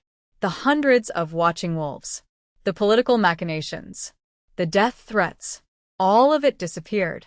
It was just them. Stanley. I'll accept the trial, he said. Loud enough to carry. To cut through every whisper and murmur and shocked gasp. The crowd erupted. Damon's smile widened into something triumphant and vicious. Excellent choice. On one condition. Stanley's voice cut through the noise like a blade. Cold. Sharp. Alpha. She gets full pack protection. Guards around the clock. Safehouse. Secure transport. Everything. That defeats the entire purpose, Damon said smoothly. Too smoothly. Like he'd been waiting for this exact objection. The trial tests whether the bond can withstand true separation. That means no contact. No protection. No interference whatsoever. She goes back to her human life. Alone. Completely alone. Then the trial is a death sentence disguised as tradition. Only if the bond isn't real. Damon spread his hands. Reasonable. Logical. Monstrous. If you're truly mates, the wolf will protect her. Instinctively. From a distance. The bond will warn her of danger. Guide her to safety. Keep her alive. He paused. If it's genuine. Stanley's fists clenched so hard his knuckles cracked. That's not how it works. Isn't it? Damon looked at Constance. Elder. The trial of truth has been used for centuries to verify questionable mate bonds. The law is clear. Unambiguous. Constance's expression was pained. Conflicted. But her voice was steady. It is. Then I have no choice but to invoke it, Damon said. Unless, of course, Stanley withdraws his claim to Alpha King. Admits this bond is political theater. And steps aside. Every eye in that chamber turned to Stanley. He could feel it. The weight of the decision pressing down on his shoulders like a physical force. Walk away from the throne, from everything he'd built, everything he'd sacrificed for. Or risk Candace's life. Risk their child's life. It shouldn't even be a question. But the pack needed him. The territory needed strong leadership. And if Damon became Alpha King, thousands of wolves would suffer under his cruelty. His hunger for power. His complete lack of conscience. Candace stepped forward. I'll do it. No. Stanley grabbed her arm. Not hard, but firm. Desperate. Absolutely not. It's not your choice. She met his gaze. And he saw determination there. Fire. The same stubborn strength that had made her get in her car drunk and heartbroken instead of collapsing. The same steel that had made her survive everything the last 24 hours had thrown at her. If this is what it takes to prove the bond is real, then I'll do it. Candace. 30 days, right? She looked at Damon. Her chin lifted. Defiant. I survived 30 days on my own, and the bond is verified? That's the deal? Correct. And then what? Then you're recognized as Stanley's true, made under pack law. And your child is his legitimate heir. No challenges. No questions. Damon's smile never wavered. Assuming you survive, of course. Candace nodded slowly. Fine. No. Stanley's voice was a roar. Primal. The windows rattled in their frames. Several wolves in the crowd shifted involuntarily, bones cracking, fur sprouting, responding to the sheer force of his alpha command. But Candace didn't flinch. She stood there. Small. Human. Fragile. And utterly unshakable. You don't get to make this choice for me, she said quietly. I'm not your property. I'm not something you own or control. I'm your mate. That means equal, right? Stanley's chest heaved. His wolf was howling, screaming at him to grab her. Lock her away. Keep her safe, no matter the cost. But she was right. He knew she was right. Equal meant she got to choose. Even when her choice was tearing him apart. If anything happens to you, then you'll burn the world down. She smiled. Small. Sut. Knowing. I know. Constance stepped forward. The trial begins at dawn. Candace Monroe will return to her human life. No contact with Stanley Kane or any member of his pack. No protection. No interference. No communication of any kind. For 30 days. And if someone tries to hurt her, Stanley demanded. His voice was raw. Desperate. If Damon sends assassins? What then? Then her mate bond will warn her. Guide her. Protect her through instinct and connection. Constance's gaze was steady. Sympathetic but unyielding. If it's real. Stanley looked at Candace. At this woman who'd stumbled into his life barely 12 hours ago and changed absolutely everything. I'll find a way around this, he promised. Low. Fierce. No, you won't. She reached up, touched his face, her palm warm against his cheek. Because if you do, Damon wins. And I won't let that happen. Why? His voice cracked. Why do you care? You barely know me. You don't owe me this. Candace's eyes softened. Because you asked me to trust you. So now I need you to trust me. Before Stanley could respond, before he could tell her this was insane, that he couldn't lose her, that she meant more to him than any throne, Constance gestured to two guards. Take her. Wait, Stanley started forward. But Candace stepped back. Out of his reach. 30 days. I can do 30 days. Candace. Don't come after me, Stanley. Her voice was firm. Promise me. His wolf howled in agony. A sound that echoed in his skull. I can't. Yes, you can. She was backing toward the door now. Guards flanking her. Because if you love me, even a little, you'll let me do this. I don't love you, Stanley said. The lie tasted like ash. Candace smiled, like she could see right through him. Liar. And then she was gone. The guards dropped Candace off at her apartment at 3 a.m. Same building she'd lived in for 2 years. Same chipped paint on the door. Same flickering hallway light that maintenance kept promising to fix. Same life. Except nothing was the same.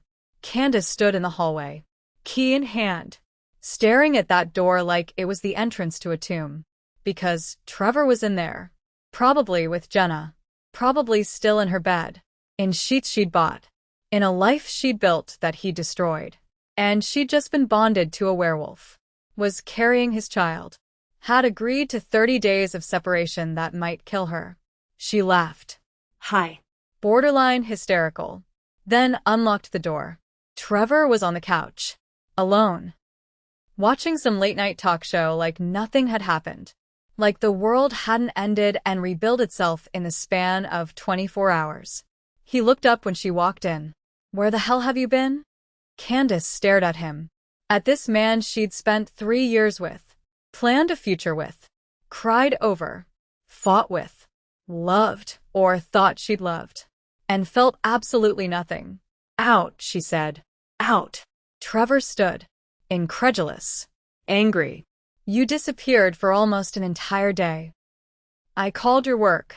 I called your friends. No one knew where you were. Did you call the police? He hesitated. No, but then you weren't that worried. She dropped her purse on the counter. The sound too loud in the quiet apartment. Where's Jenna? Trevor's face went red.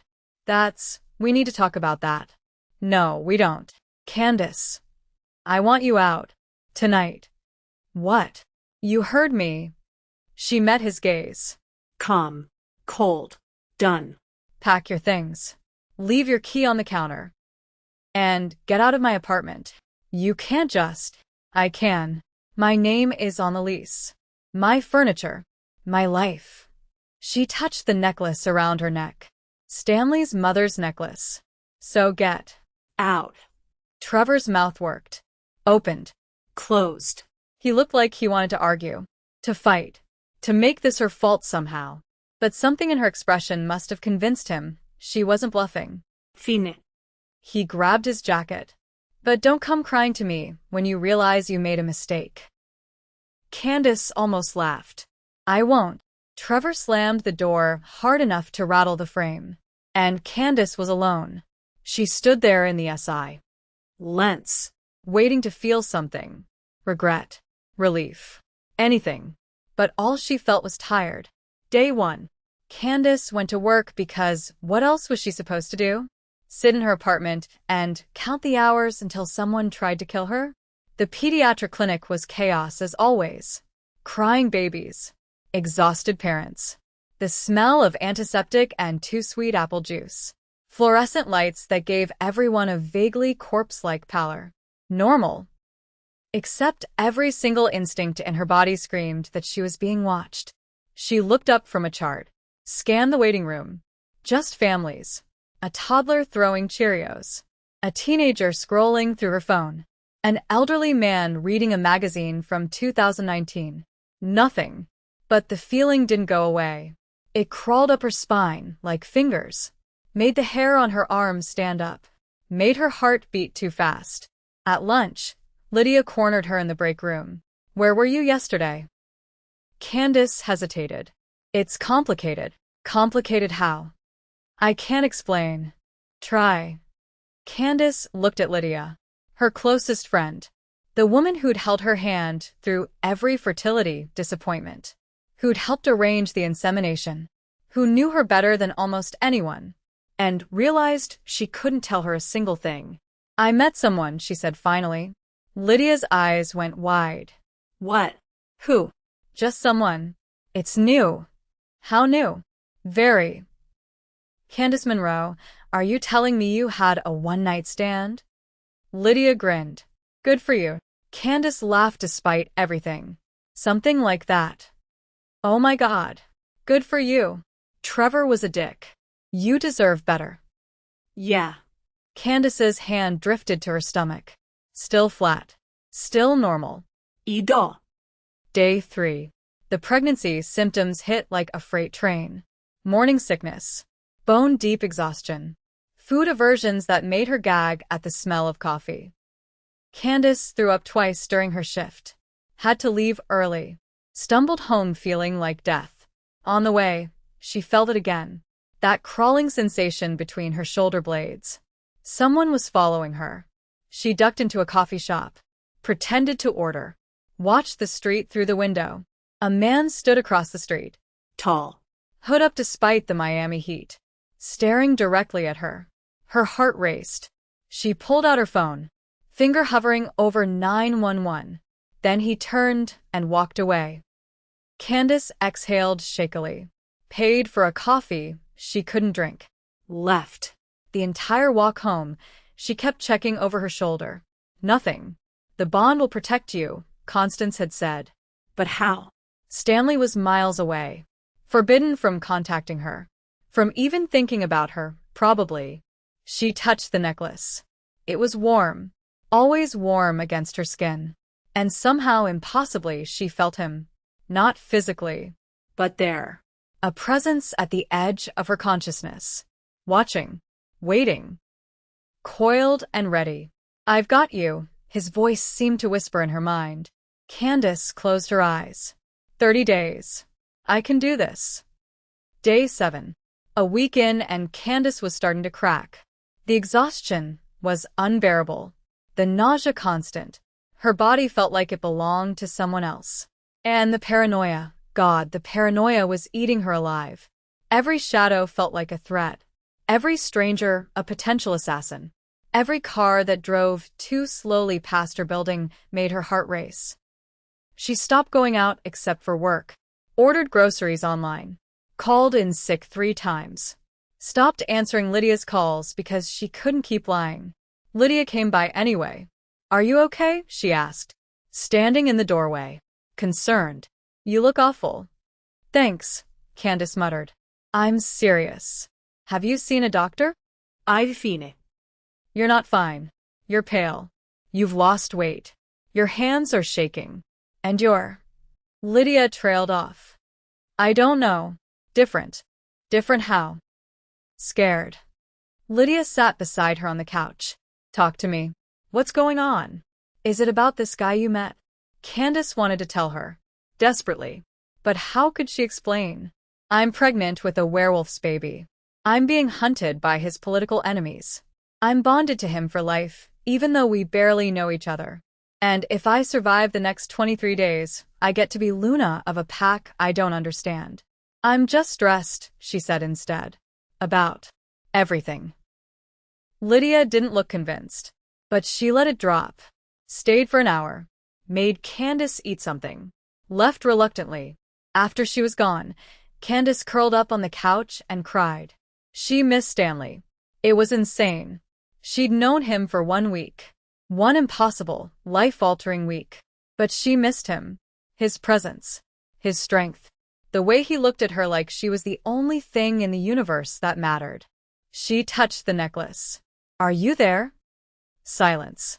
But then faint, distant. Warmth spread through her chest. Always. Day 14. Halfway through. Candace was starting to believe she might actually survive this. And then the flowers arrived. A massive bouquet.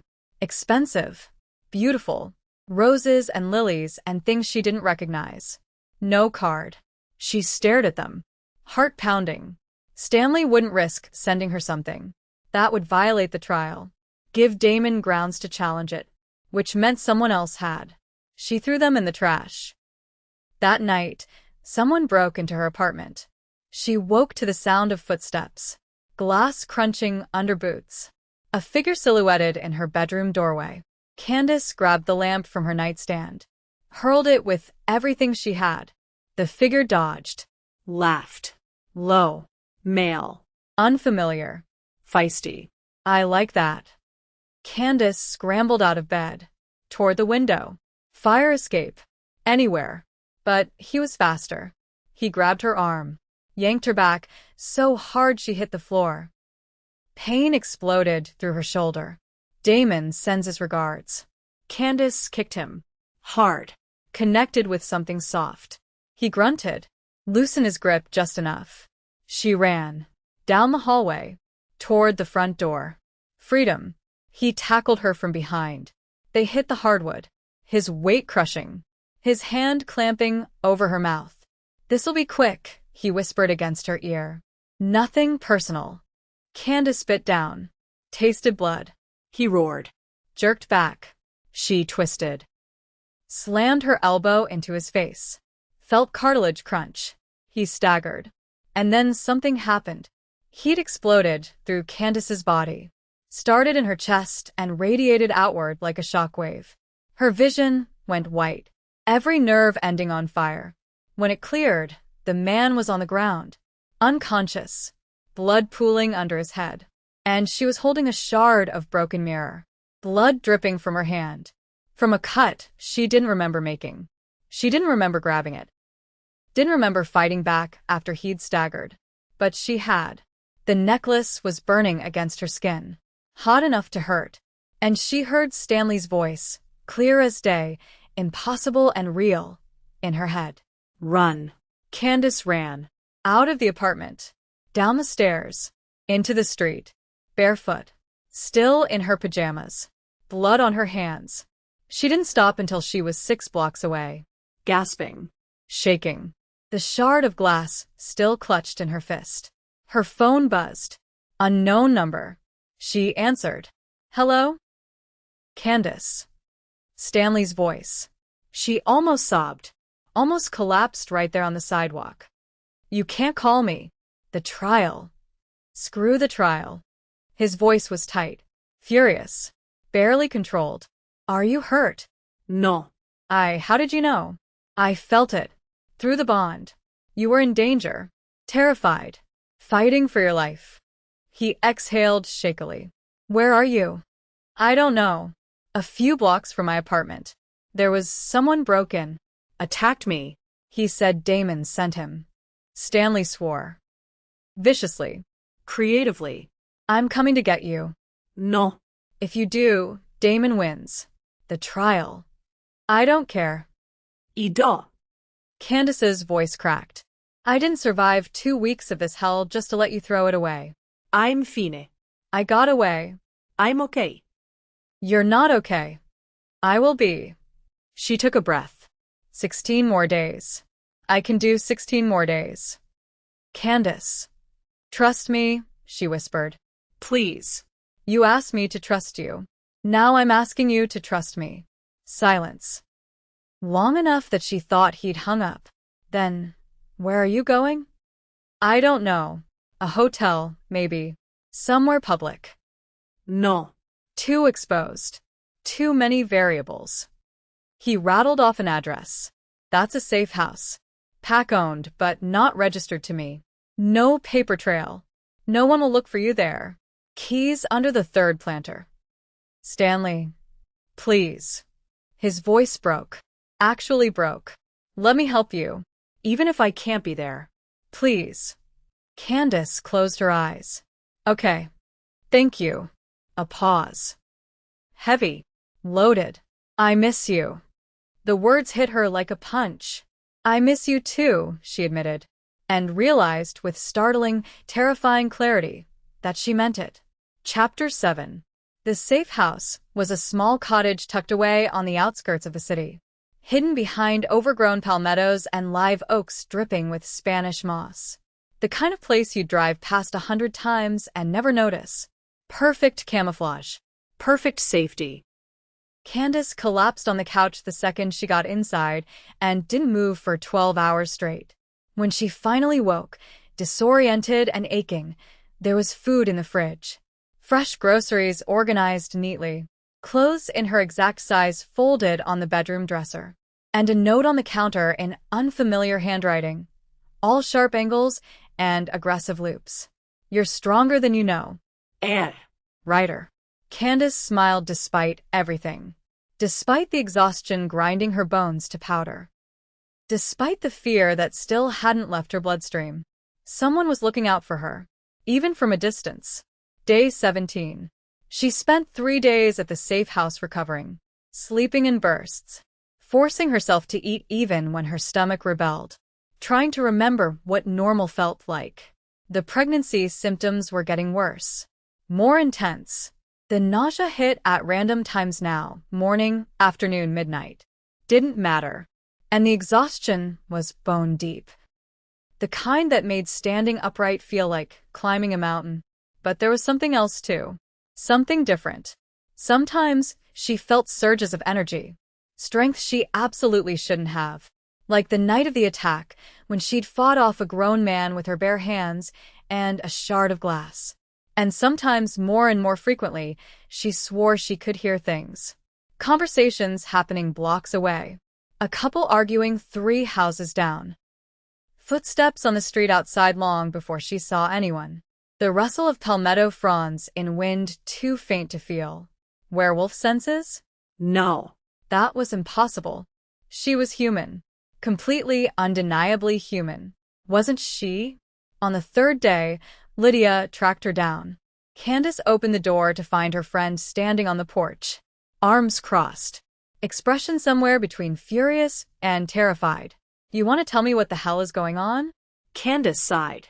Stepped back to let her in. How did you find me? I'm a nurse, Candace. I've seen pregnant women before. I know the signs. The exhaustion. The nausea. The way you keep touching your stomach like you're protecting something. Lydia pushed past her into the house.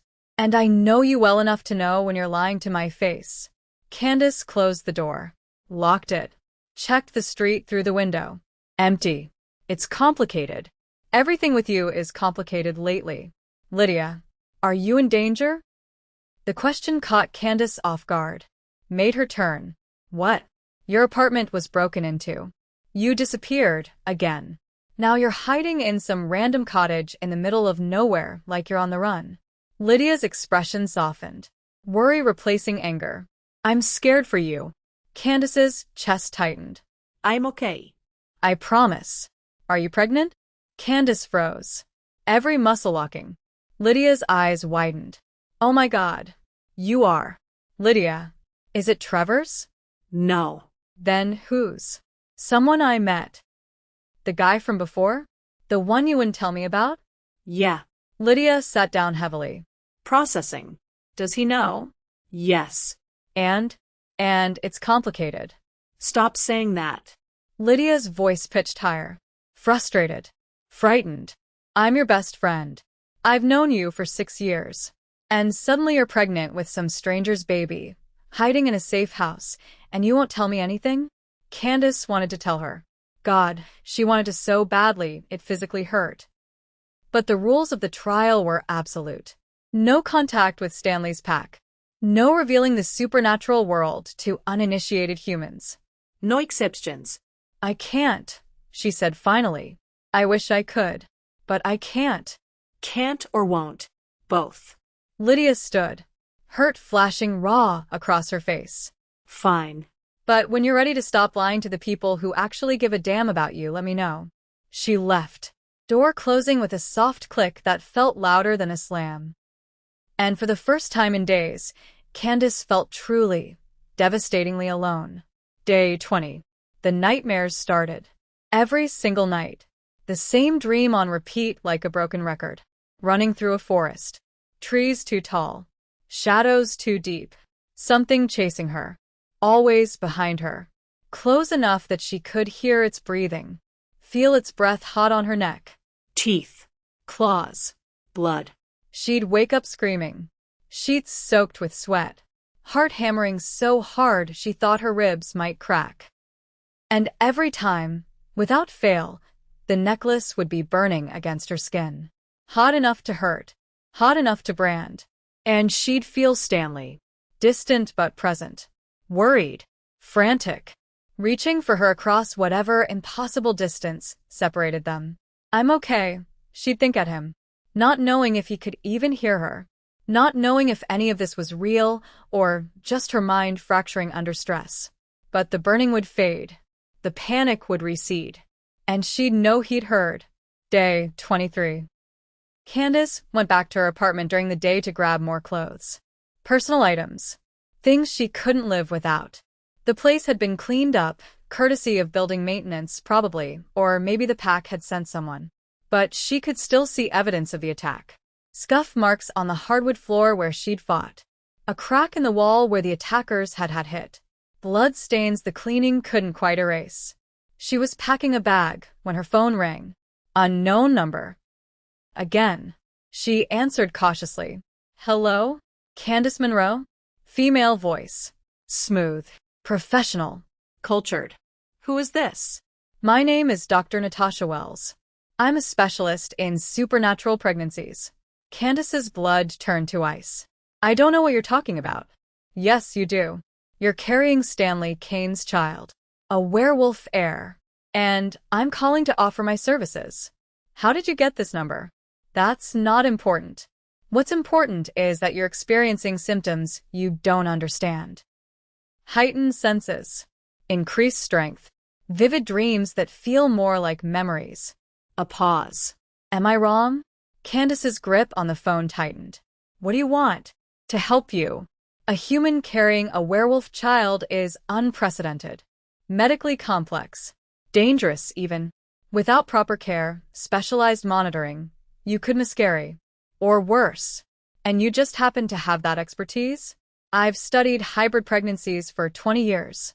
Published research that would make your head spin. I can help you carry this child to term safely. Another pause. Deliberate. Or I can watch you suffer through it alone and hope for the best. Candace's free hand moved to her stomach. Still flat. Still normal-looking. But something growing underneath. Something half-human. Half-other. Why would you help me? Because I believe in what you represent. A bridge between humans and wolves. A future where both species can coexist without the constant threat of war. Natasha's voice softened. And because I don't want to see another child lost to politics. Another? Silence. Long, heavy. Meet me, Natasha said finally. Tomorrow. Noon. The cafe on Collins and Fifth. Just to talk. No pressure. No commitments. No strings. How do I know this isn't a trap? You don't. But what choice do you have? 7 days left and your body is already failing. You know it. I know it. A beat. See you tomorrow, Candace. The line went dead. Candace stood there, staring at her phone, heart racing, mind spinning. 7 more days. She could make it 7 more days. Couldn't she? Day 24. Candace went to the cafe. She told herself it was just reconnaissance. Just to hear what Natasha had to say. Nothing more. No commitments. But as she sat at a corner table, back to the wall, eyes on the door, every instinct she possessed screamed danger. Natasha arrived exactly on time. Mid-40s. Elegant in the way only money can buy. Lab coat swapped for designer clothes that probably cost more than Candace made in a month. She sat across from Candace. Ordered an espresso like they were old friends meeting for brunch. Thank you for coming. I haven't agreed to anything, Candace said. I know. Natasha studied her with clinical precision. You look exhausted. I'm pregnant and being hunted. Exhausted doesn't begin to cover it. Natasha's lips twitched. Almost a smile. Fair point. She pulled out a tablet, slid it across the table. These are ultrasound images from other hybrid pregnancies I've monitored over the years. Candace looked, saw tiny forms, humanish, but with subtle differences her brain couldn't quite process. What am I looking at? The future. If you survive. Natasha leaned forward. A werewolf pregnancy progresses faster than a human one. Exponentially faster. You're 3 weeks along, but the fetus is developing at twice the normal rate. Accelerated cellular growth. Advanced organ formation. By the time you give birth, if you give birth, you'll be looking at a 4 to 5 month gestation period instead of 9. Candace's stomach dropped. That's not possible. It is. And it's already happening to you. Natasha pulled up another file. Medical records. Candace's medical records. From the clinic. From hospitals she'd visited. Private information that should have been locked. Your HCG levels are through the roof. Off the charts. Your hormone levels are spiking dangerously. And based on these readings, you're already showing early signs of preeclampsia. What? High blood pressure. Protein in your urine. Swelling. It's a condition that can be fatal if left untreated. For you and the baby. Natasha's expression was grave. You need medical intervention. Soon. Or you won't make it to the end of this trial. Candace's hands trembled. And you can provide that? I can. But not here. Not in Miami. Too many eyes. Too much attention. She pulled out a business card.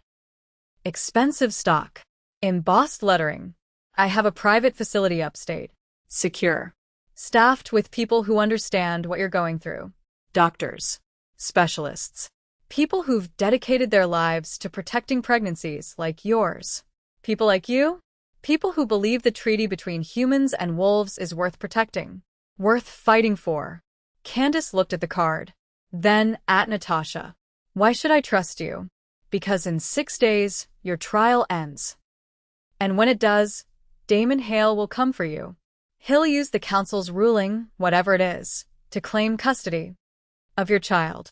And if Stanley tries to stop him, it'll trigger a civil war that will destroy everything.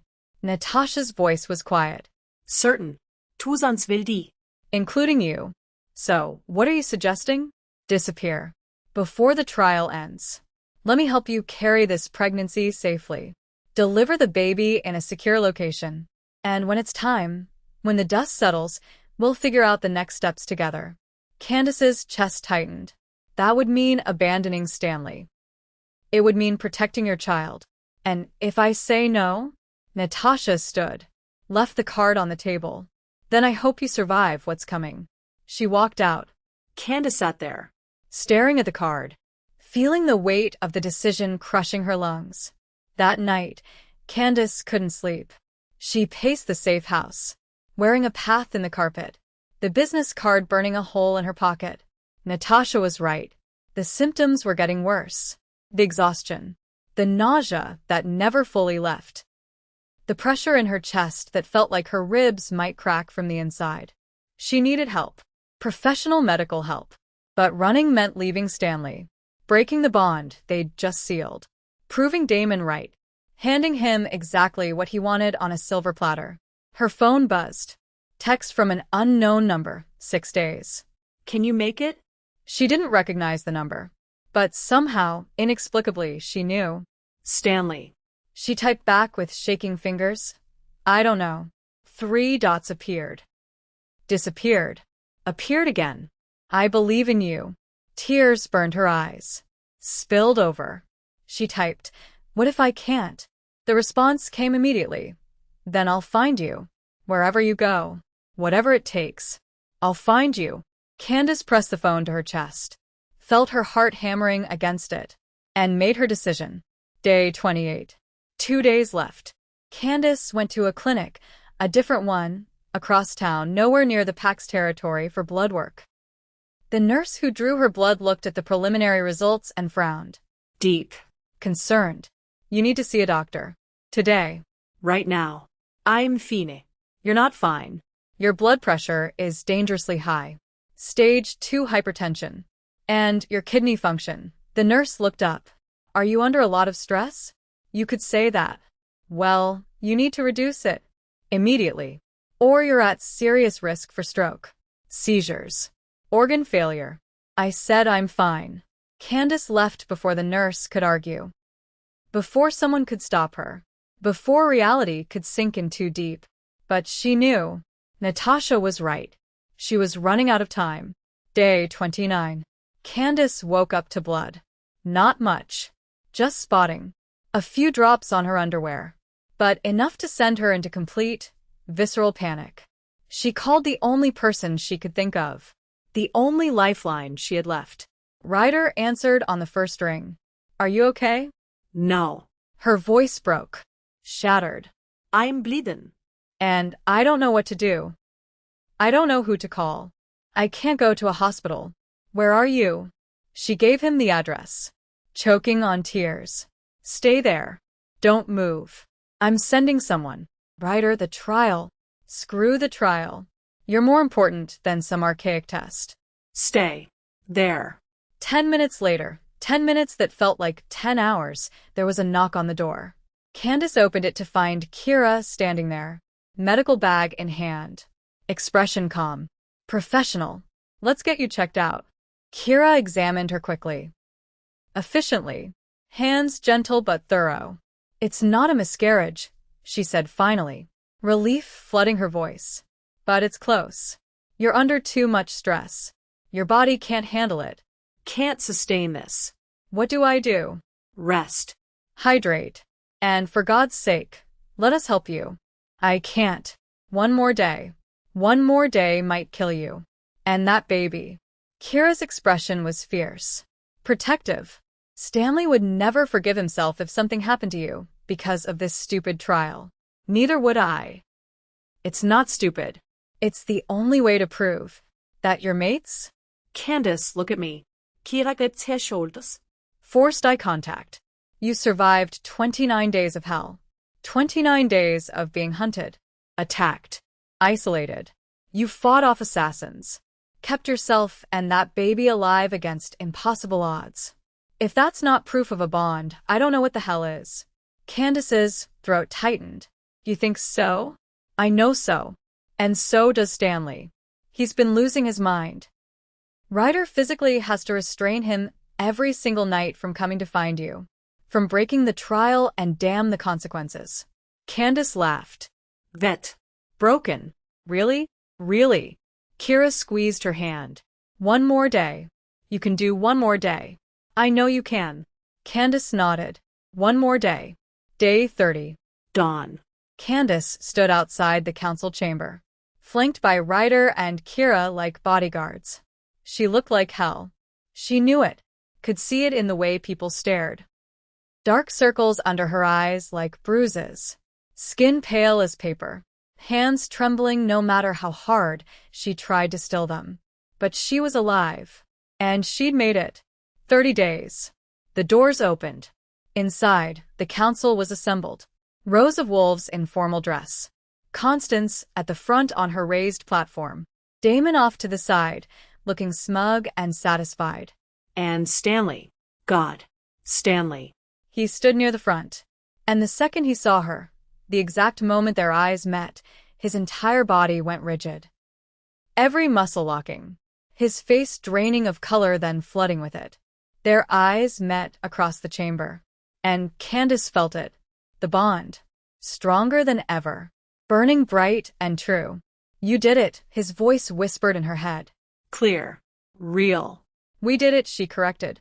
Constance raised her hand. Silence fell immediately. Candace Monroe, you have completed the trial of truth. 30 days of separation. No contact. No protection. No interference. She paused. Let it sink in.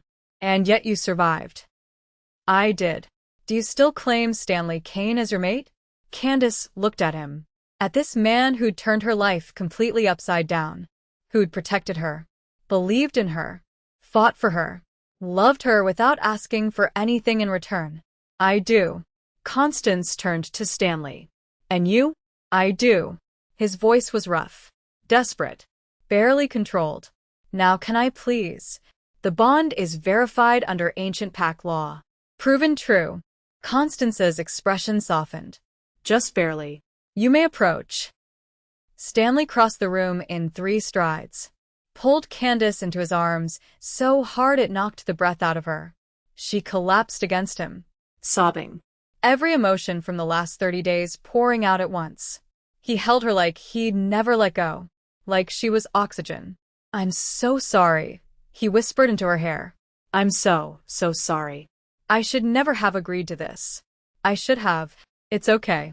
It's not. I almost lost you. I felt it. Every time you were in danger. Every nightmare. Every moment of pain. And I couldn't do anything. But you didn't lose me. She pulled back. Looked up at him. I'm here. We're here. His hand moved to her stomach. Gentle. Reverent. The baby's fine. We're both fine. Relief flooded his face. Made him look young. Vulnerable. And then he kissed her. It wasn't gentle. Wasn't soft or sweet. It was desperate. Claiming. 30 days of fear and longing and love poured into one moment. When they finally broke apart, gasping, trembling, the entire council was staring. Damon looked like he'd swallowed broken glass. Constance cleared her throat. The trial is complete. The bond is real. Candace Monroe is officially recognized as Luna of Crescent Bay. She looked at Stanley. And you, Stanley Kane, are one step closer to becoming Alpha King. Applause rippled through the chamber.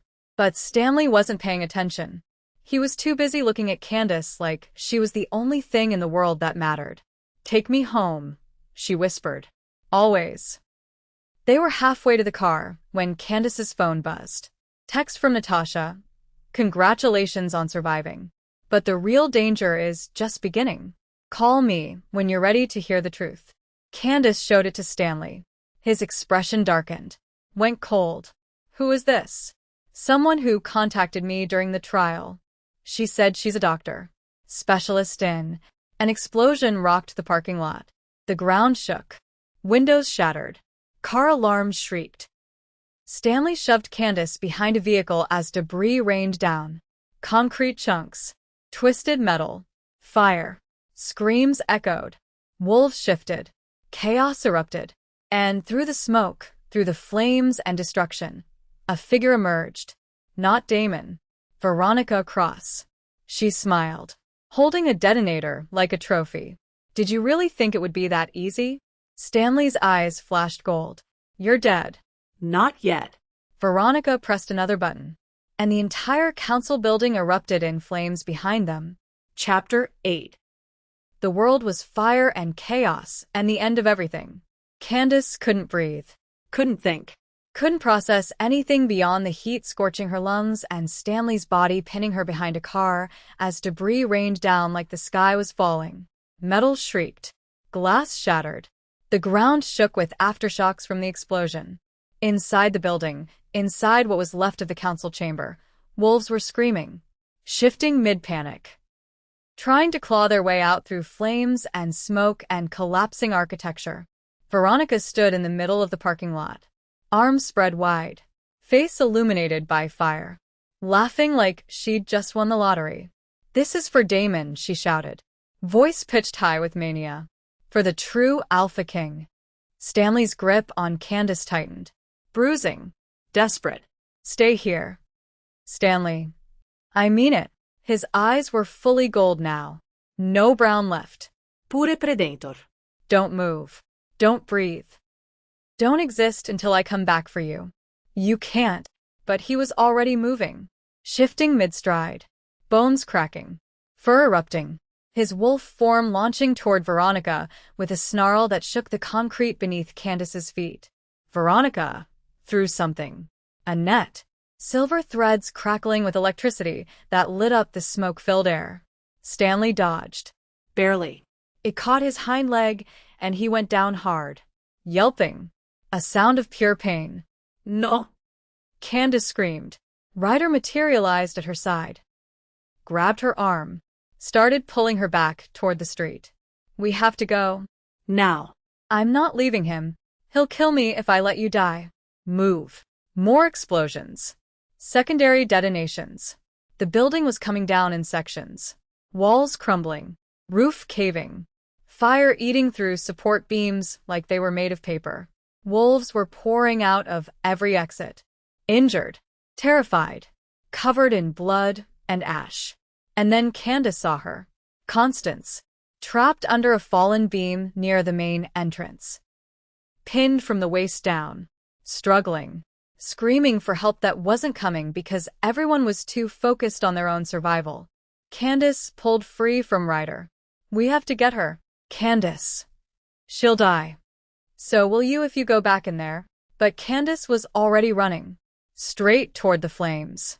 Toward the collapsing building. Toward certain death. Because that's what you did. When someone needed help, you ran toward the fire. The heat was unbearable. It hit Candace like a physical wall. Stole the oxygen from her lungs. Made her skin feel like it was melting. But she pushed forward. One step. Another. Vision blurring. Lungs screaming.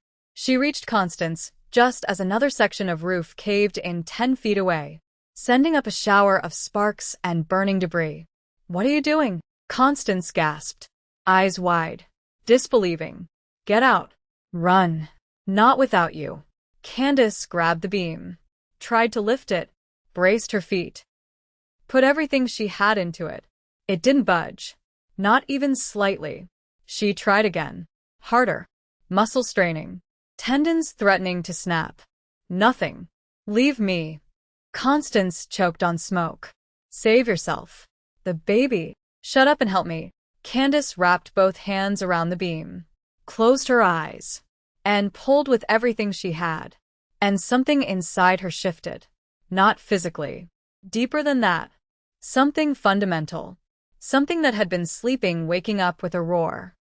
Power surged through her body. Hot. Wild. Impossible. Like lightning in her veins. The beam lifted. Candace stared at her hands, glowing faintly gold. Veins lit up like circuits, and felt reality fracture. How? Move. Constance scrambled free, grabbed Candace's arm. Questions later. Run now. They ran. Back through the smoke. The flames. The chaos. Dodging falling beams and exploding windows, and wolves too panicked to notice them. Stanley was waiting at the edge of the parking lot. Human again. Covered in burns and ash and blood. Chest heaving. He saw Candace, and something in his expression broke. Relief so profound it looked like pain. He grabbed her the second she emerged. Hands everywhere. Checking for injuries. For burns. For anything wrong. Are you insane? His voice was raw. Destroyed. Are you completely out of your mind? She was going to die. So were you. He pulled her against him. Hard enough to hurt. So were you. But I didn't. Candace's voice cracked. And neither did she. We're both fine. Stanley buried his face in her hair. Shoulders shaking. Don't ever do that again. I can't promise that. He laughed. Broken. Exhausted. Utterly defeated. I know. Behind them, Constance was being helped away by pack members. She looked back at Candace once. Nodded. A warrior's acknowledgement. Candace nodded back. Veronica was surrounded. A dozen wolves, Stanley's pack, responding to his alpha command, had cornered her near the edge of the property. Circling. Snarling. Waiting for the order. She still held the detonator. Hand trembling. Eyes wild. One more step and I blow the gas line, she screamed. We all die. Everyone. Stanley stepped forward. Calm. Controlled. Every inch the alpha. You don't want to do that. Don't I? Her smile was manic. Shattered. Damon promised me everything. Power. Status. A place at his side when he became king. A future. And you ruined it. You ruined everything. Damon used you. Liar. He uses everyone. That's what he does. Stanley's voice was steady. Reasonable. He finds people who are desperate. Angry. Broken. And he weaponizes them. Makes them think they matter. Then throws them away the second they're not useful anymore. You don't know anything about him. I know he's not here. Stanley gestured around. At the burning building. The injured wolves. The destruction. You blew up a building full of his own kind for him. Risked your life. Your freedom. Everything. And where is he? Hiding. Running. Letting you take the fall while he saves his own skin. Veronica's hand trembled harder. He doesn't care about you, Stanley continued. Softer now. But I do. Surrender now, and I'll make sure you're treated fairly. A trial. Due process. A chance to explain. Fairly? She laughed. Bitter. Broken. I'll be executed. Maybe.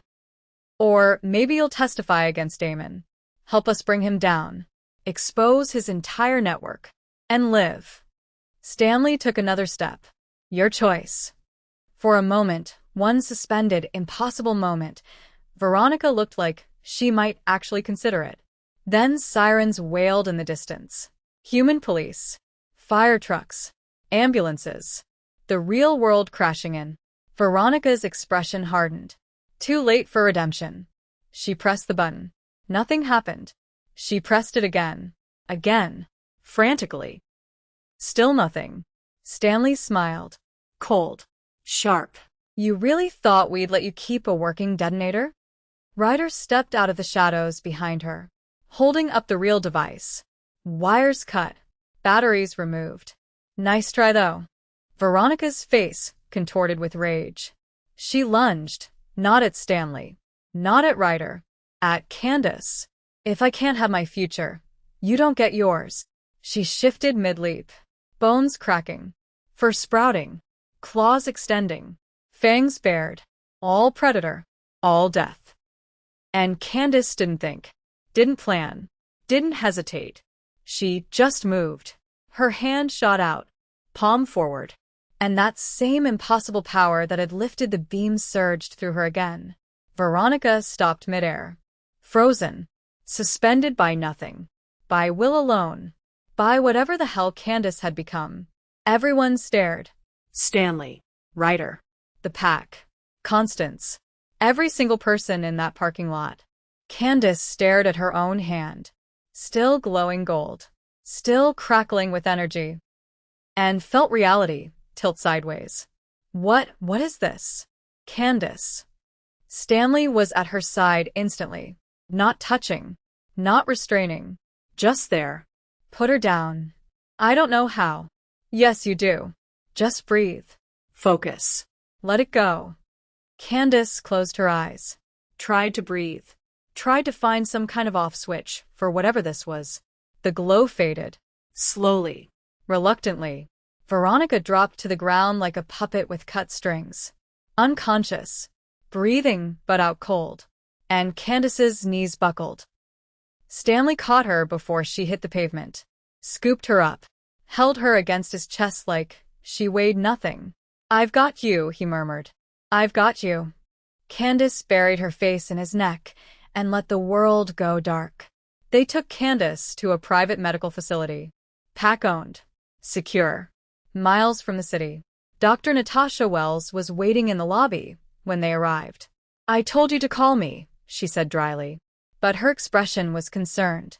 Professional. Candace was too exhausted to argue. Too drained to do anything but let them run tests.